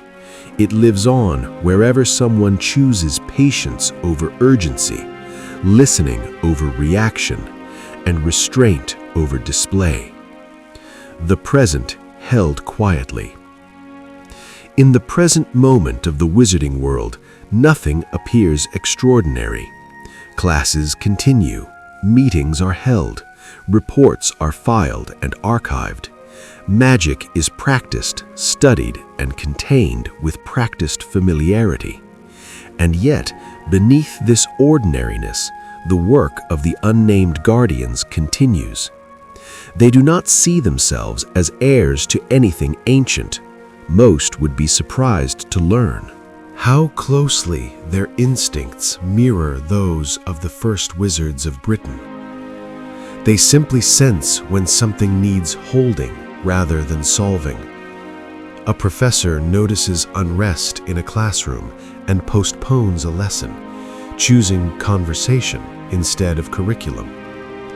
An official quietly removes an item from circulation, not because it is illegal, but because its presence sharpens tensions. A healer waits an extra moment before easing pain magically, allowing the body and mind to align first. These choices do not appear in records. They leave no trace on parchment, but they shape outcomes nonetheless. Modern magical systems are efficient. They respond quickly. They correct imbalance with precision. Yet even now, They rely on human judgment to know when to activate and when to step back. This is where the cadence lives most clearly, not in policy, but in discretion. The first wizards of Britain understood that systems cannot sense context, only people can. So they built a world that depends on attentiveness, even as it pretends to run on structure. This is why, despite everything, the wizarding world feels personal. Decisions are debated, consequences are weighed, exceptions are made carefully. There is an acceptance that magic cannot be fully automated without losing something essential. That something is trust. Trust between individuals, trust between generations, trust that restraint will be chosen even when power is available. The present moment is quieter than the past, not because danger has vanished, but because the cadence holds. It absorbs shock, it distributes pressure, it slows escalation. This quiet holding is invisible until it fails, and because it so rarely fails, it is rarely noticed. The first wizards would recognize this world, not its technology, not its terminology, but its posture. They would see how magic waits, how it is guided rather than commanded, how silence still has authority. They would understand that their story never required remembrance to continue. It required repetition, of care, of listening, of choosing the less dramatic path when the dramatic one is available. This is how their work endures, not as legend, not as doctrine, but as a habit so deeply embedded that most no longer realize they are carrying it forward, the ending that was never meant to be spoken. If there is an ending to this story, it is not one marked by closure. The first wizards of Britain never sought an ending, they sought continuation. An ending would have required certainty, a declaration that the balance had been achieved, that the world no longer needed watching, that magic could finally rest. They knew better. Magic does not rest. It settles, it shifts, it waits. And so the world they shaped was never meant to feel complete. It was meant to feel held. In the present, this holding is so natural that it fades into the background. Most witches and wizards do not think about why some doors remain closed, why some conversations are delayed, why some spells are discouraged without ever being banned. They simply accept the texture of their world, a texture made of pauses, of soft limits, of expectations unspoken, yet understood.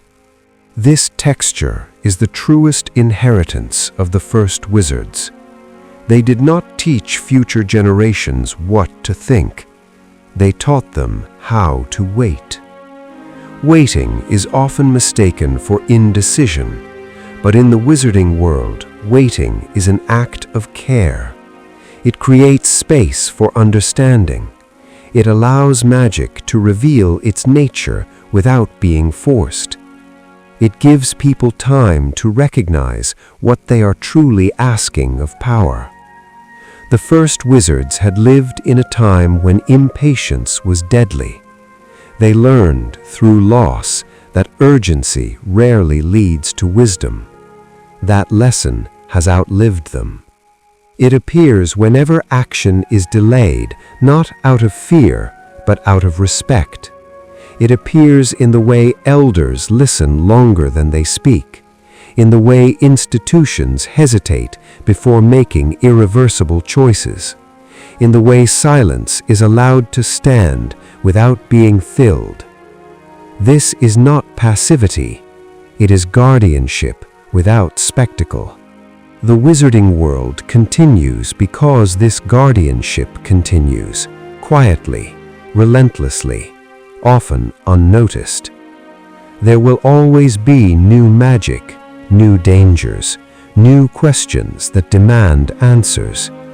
But beneath them all will remain the same unspoken understanding that power is not proven by how quickly it is used, but how often it is restrained. That wisdom is not loud, it does not insist, it waits to be invited. And that the most enduring magic is not the kind that reshapes the world in an instant, but the kind that allows the world to keep becoming itself without tearing apart. The first wizards of Britain did not leave a prophecy. They left a posture. A way of standing within uncertainty without demanding control. And as long as that posture is remembered, not in words, but in practice, their story does not end. It simply continues, quietly, in every moment when restraint is chosen and magic is allowed to breathe. Staying with the breath. There is a reason the first wizards never hurried toward conclusions. They understood that breath is lost the moment one tries to capture it.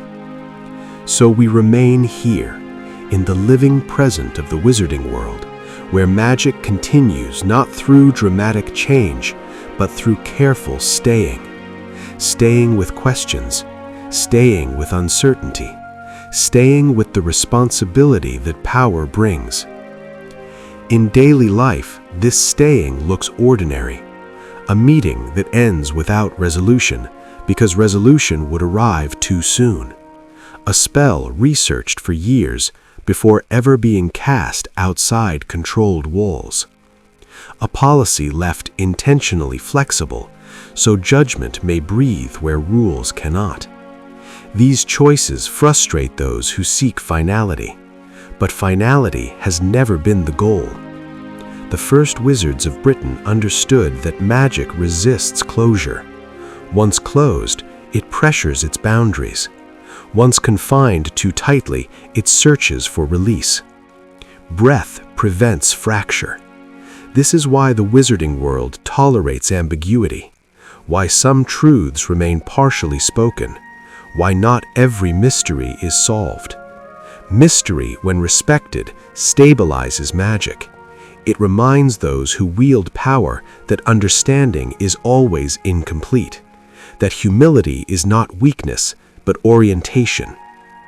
Even now, there are spells whose origins are unknown, places whose calm cannot be explained, customs followed without justification. These are not oversights, they are allowances. The first wizards believed that some knowledge should remain experiential, felt rather than defined. Once defined, it becomes rigid. Once rigid, it begins to crack. So the wizarding world continues to allow room for intuition, room for feeling, room for quiet judgment. This is not accidental, it is cultural memory at work. And cultural memory does not announce itself. It operates through repetition, through imitation, through the slow shaping of instinct.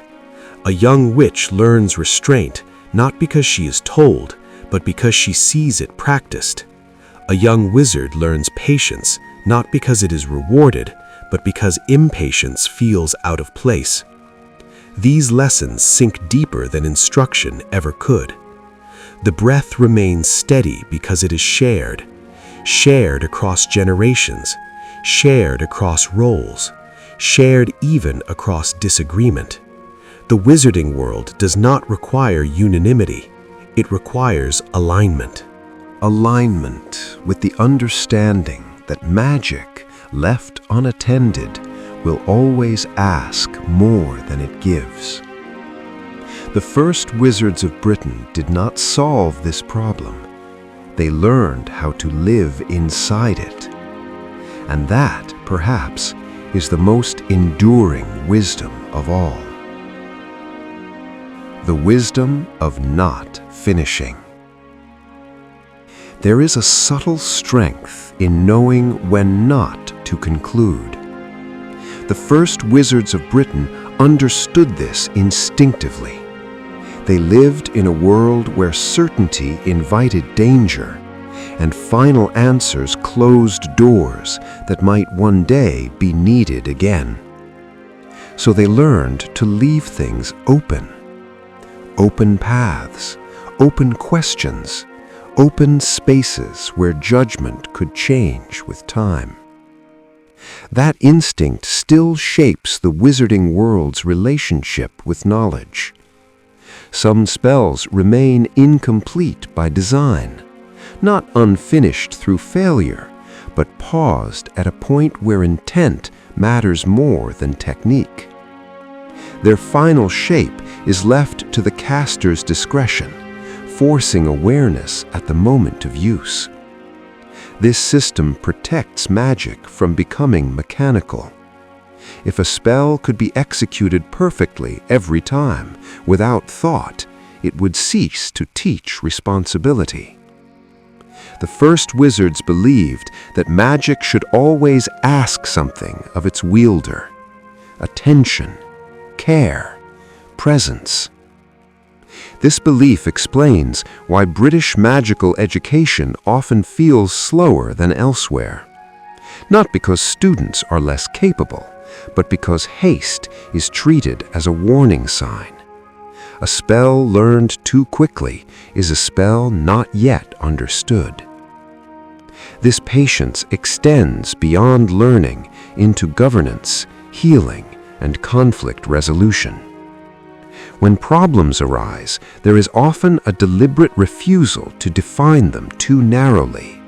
Labels are delayed, judgments softened, language chosen carefully. Not everything must be categorized immediately.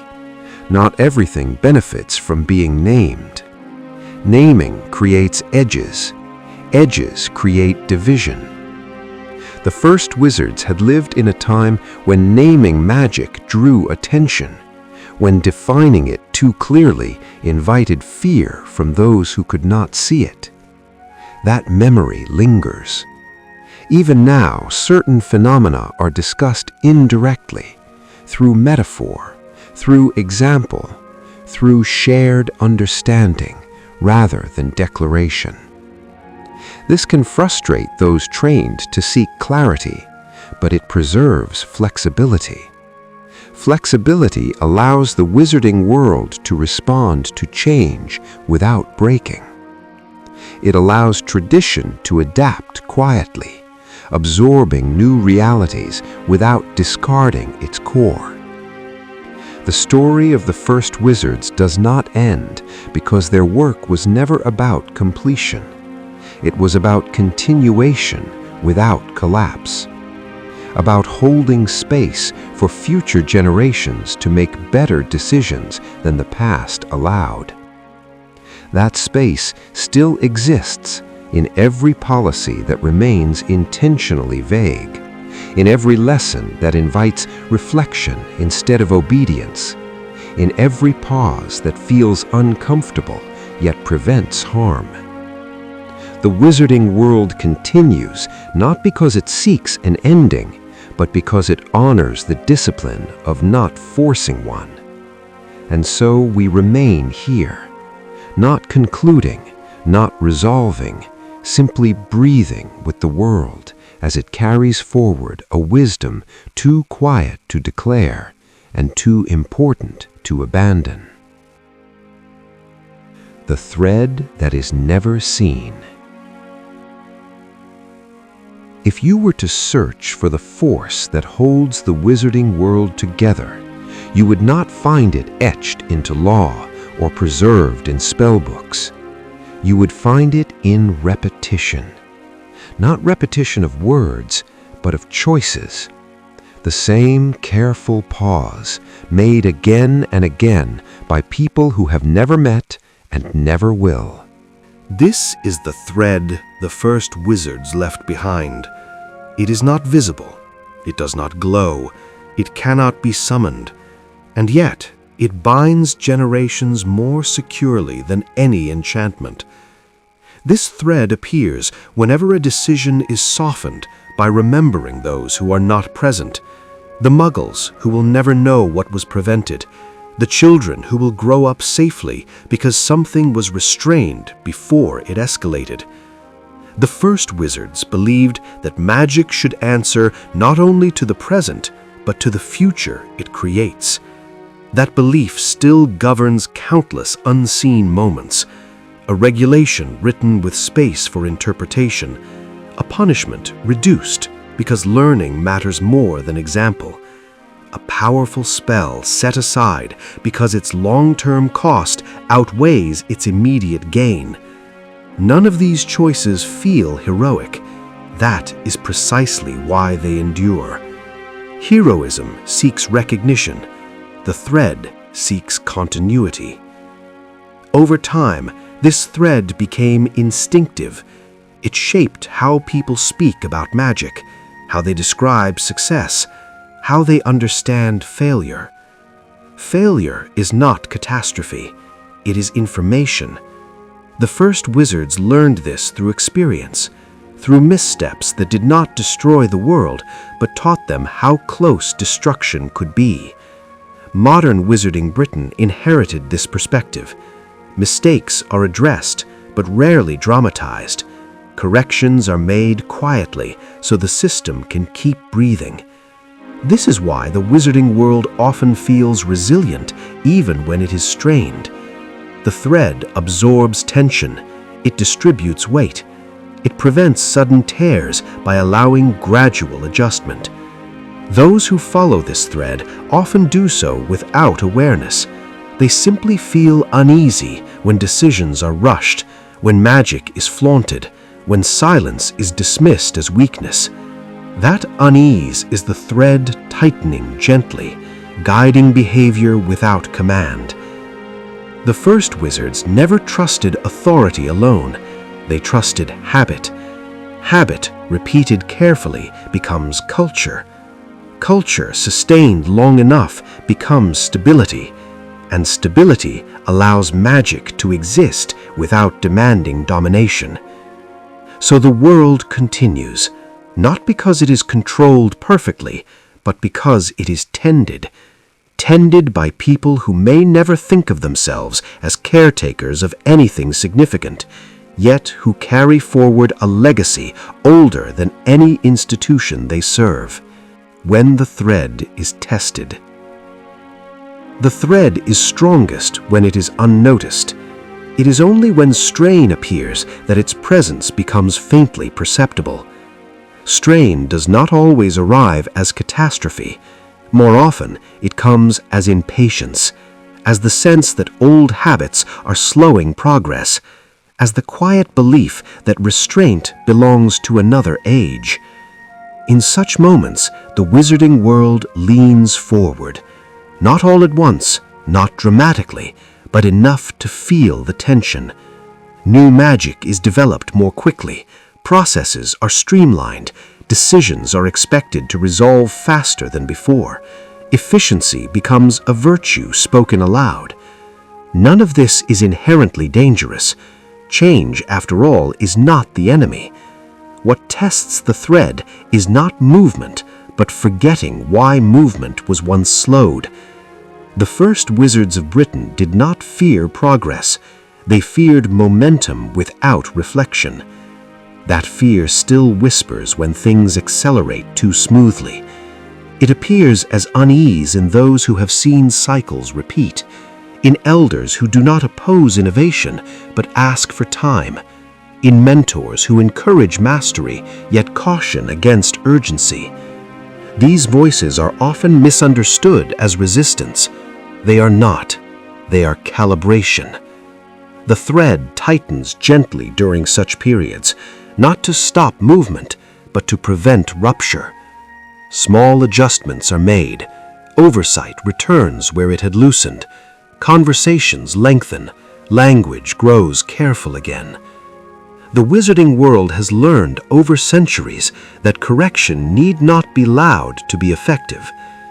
The first wizards practiced this instinctively. They adjusted course by degrees, never by sudden reversal. Modern institutions, though more visible, still follow the same rhythm. When policies drift too far from their purpose, they are revised quietly. When practices lose their grounding, history is revisited, not nostalgically, but pragmatically.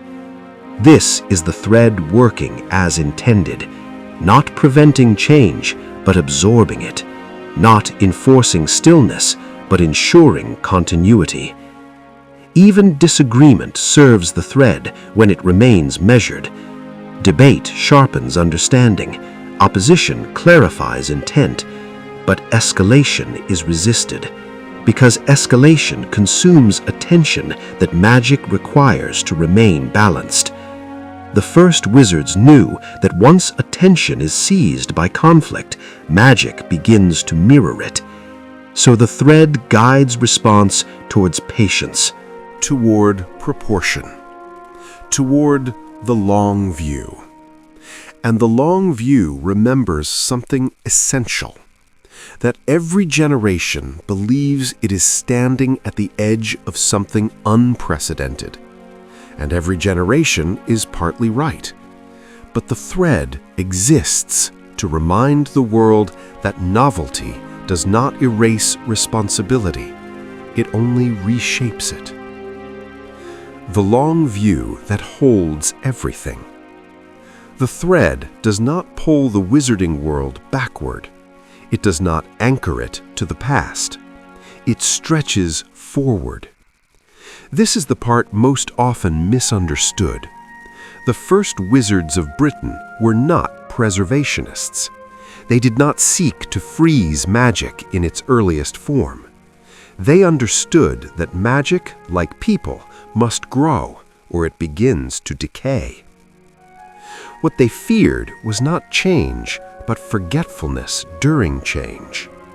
The long view they practiced was not nostalgia. It was foresight shaped by memory. To look far ahead, they learned, one must remember far back. This is why British magical culture values continuity over reinvention. New systems are layered atop old ones rather than replacing them entirely. Innovation is braided into tradition so that nothing essential is severed. Even when institutions evolve, their foundations remain recognizably familiar. Departments change names, methods modernize, tools become more precise, yet the underlying posture stays the same. Pause before action, listen before command, contain before confront. This posture allows the wizarding world to survive not just crises, but success. Success is far more dangerous than failure. Failure invites reflection. Success tempts certainty. The first wizards learned this lesson early. When concealment first worked reliably, they resisted the urge to expand magic freely again. They did not mistake survival for permission. That restraint echoes still when new breakthroughs emerge. Every powerful discovery is met with not just excitement, but evaluation. Not, can this be done, but what will this become after 100 years of use? This question slows adoption, but deepens stability. The long view also reshapes how responsibility is understood. No single generation believes it will solve everything. Problems are addressed with the understanding that successors will continue the work. This humility prevents collapse. It accepts that stewardship is ongoing, never complete. The first wizards never sought to be remembered, because remembrance invites finality. Instead, they sought to be continued, and continuation requires space. Space for disagreement, space for revision, space for future minds to see what the present cannot.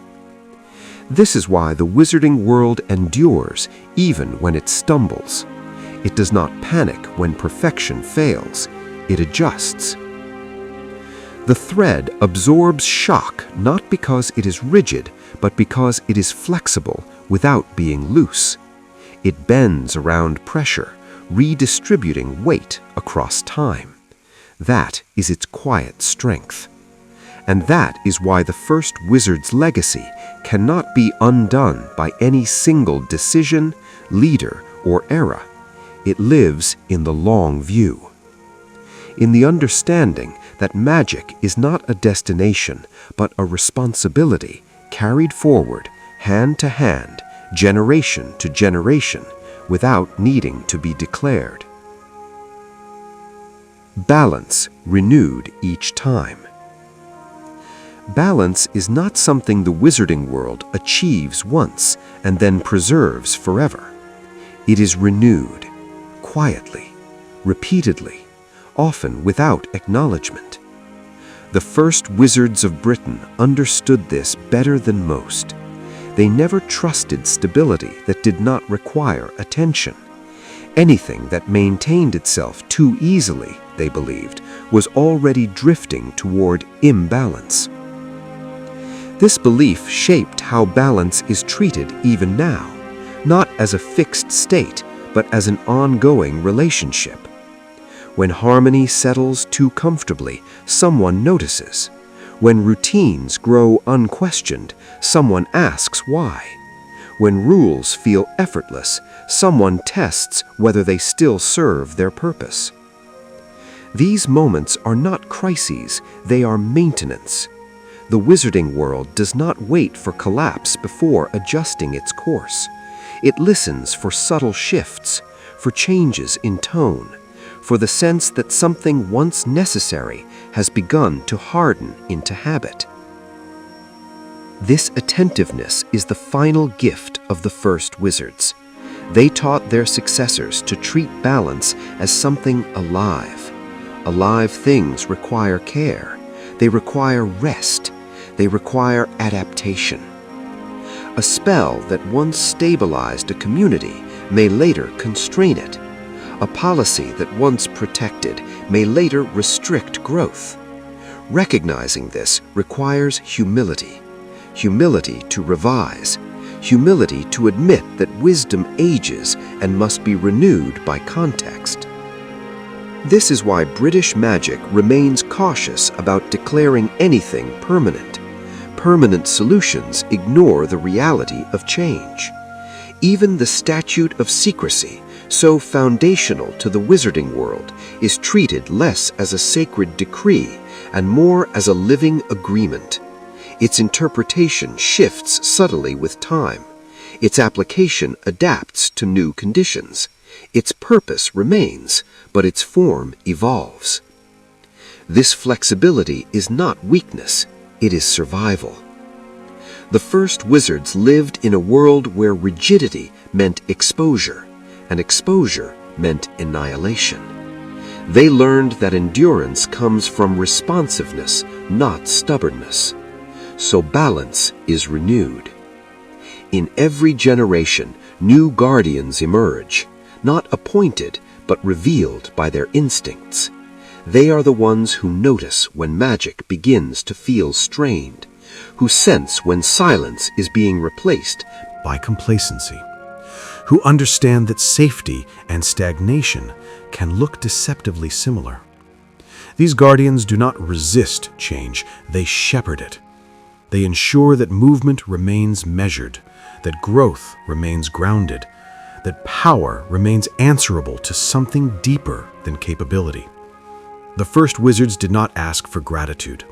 They did not seek recognition. They trusted something quieter, that as long as balance required renewal, someone would step forward to renew it.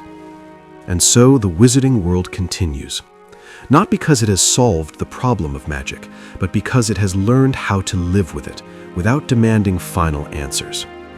Care that never announces itself. Care, when practiced well, rarely asks to be seen. In the wizarding world, this is why the most important work often feels invisible, even to those performing it. A balance renewed does not leave a mark. It leaves an absence of damage. The first wizards of Britain understood this paradox. They learned that success would look like nothing happening. No catastrophe, no rupture, no moment that demanded remembrance, only continuation. This understanding shaped how responsibility is carried forward, not through ceremony, but through attentiveness that becomes habit. A habit of noticing when magic feels crowded. A habit of questioning solutions that arrive too easily. A habit of choosing smaller interventions over decisive ones when both are possible. These habits are rarely taught directly. They are absorbed. A young witch notices that her mentor always pauses before responding to provocation. A junior official learns that haste earns quiet disapproval rather than praise. A student feels that showing restraint is somehow more respected than demonstrating brilliance. No one explains why. They do not need to. The first wizards trusted this form of learning because it bypasses ideology. It does not argue, it settles. Over time, these habits become reflex. They guide behavior even when rules are unclear or absent. This is why the wizarding world can function despite the complexity of magic, why it does not collapse under its own power, why it remains coherent even when challenged. Because care operates continuously, not episodically. It does not wait for crisis, it prevents it quietly. There are moments when this care feels burdensome, when restraint feels like loss, when patience feels like delay. The first wizards experienced these feelings as well. They did not romanticize them. They accepted that stewardship often requires choosing the less satisfying path, not because it is noble, but because it is necessary. This realism protected their world from becoming brittle. A brittle system shatters under pressure. A cared-for system bends. The wizarding world bends often. It bends around new magic, around new ideas, around new generations who inevitably question the old ways. This bending is not concession, it is accommodation. Accommodation allows continuity without stagnation. And so care persists, uncelebrated, unnamed, yet foundational. The first wizards of Britain did not leave behind instructions. They left behind a posture of attention, a way of being present without needing to control. That posture is still here, in every moment when someone chooses to listen longer, in every decision softened by foresight, in every pause that feels inconvenient yet prevents harm. This is how the world holds. Not through endings, not through declarations, but through care that never announces itself and therefore never exhausts its purpose. When the story finally rests. The first wizards of Britain never believed their story would need an ending, but every living story, even one sustained by silence and care, eventually reaches a place where it can rest. Not because its work is finished, but because it has been understood. They began in a world without protection, without structure, without certainty. They learned through loss that magic, left to ambition, grows louder than wisdom. That power, when unexamined, draws fear faster than wonder. So they chose another path. They chose patience over triumph, restraint over dominance, listening over command. They did not build monuments, they built habits. Habits so quiet that later generations mistook them for nature itself. Habits that taught magic how to remain part of life without overwhelming it. What they truly created was not secrecy, nor law, nor institution. They created continuity, a world where magic could endure not because it was strongest, but because it was cared for. And now, standing here at the edge of the present, we can finally see what their story became, Not a warning, not a command, not even a lesson, but a posture, a way of standing within uncertainty without demanding control, a way of holding power without letting it harden the heart, a way of choosing silence, not out of fear, but out of understanding. The wizarding world continues because this posture continues. In every wand lowered instead of raised, in every rule softened by judgment, in every pause where restraint feels heavier than action yet is chosen anyway. This is how the first wizards remain, not as names, not as legends, but as presence, as the breath beneath the world, as the unseen thread that holds without binding, as the quiet care that keeps magic from forgetting itself. And so the story ends in the only way it ever could. Not with finality, not with certainty, but with balance, gently renewed and left in the hands of those who now carry it forward without ever needing to say their names.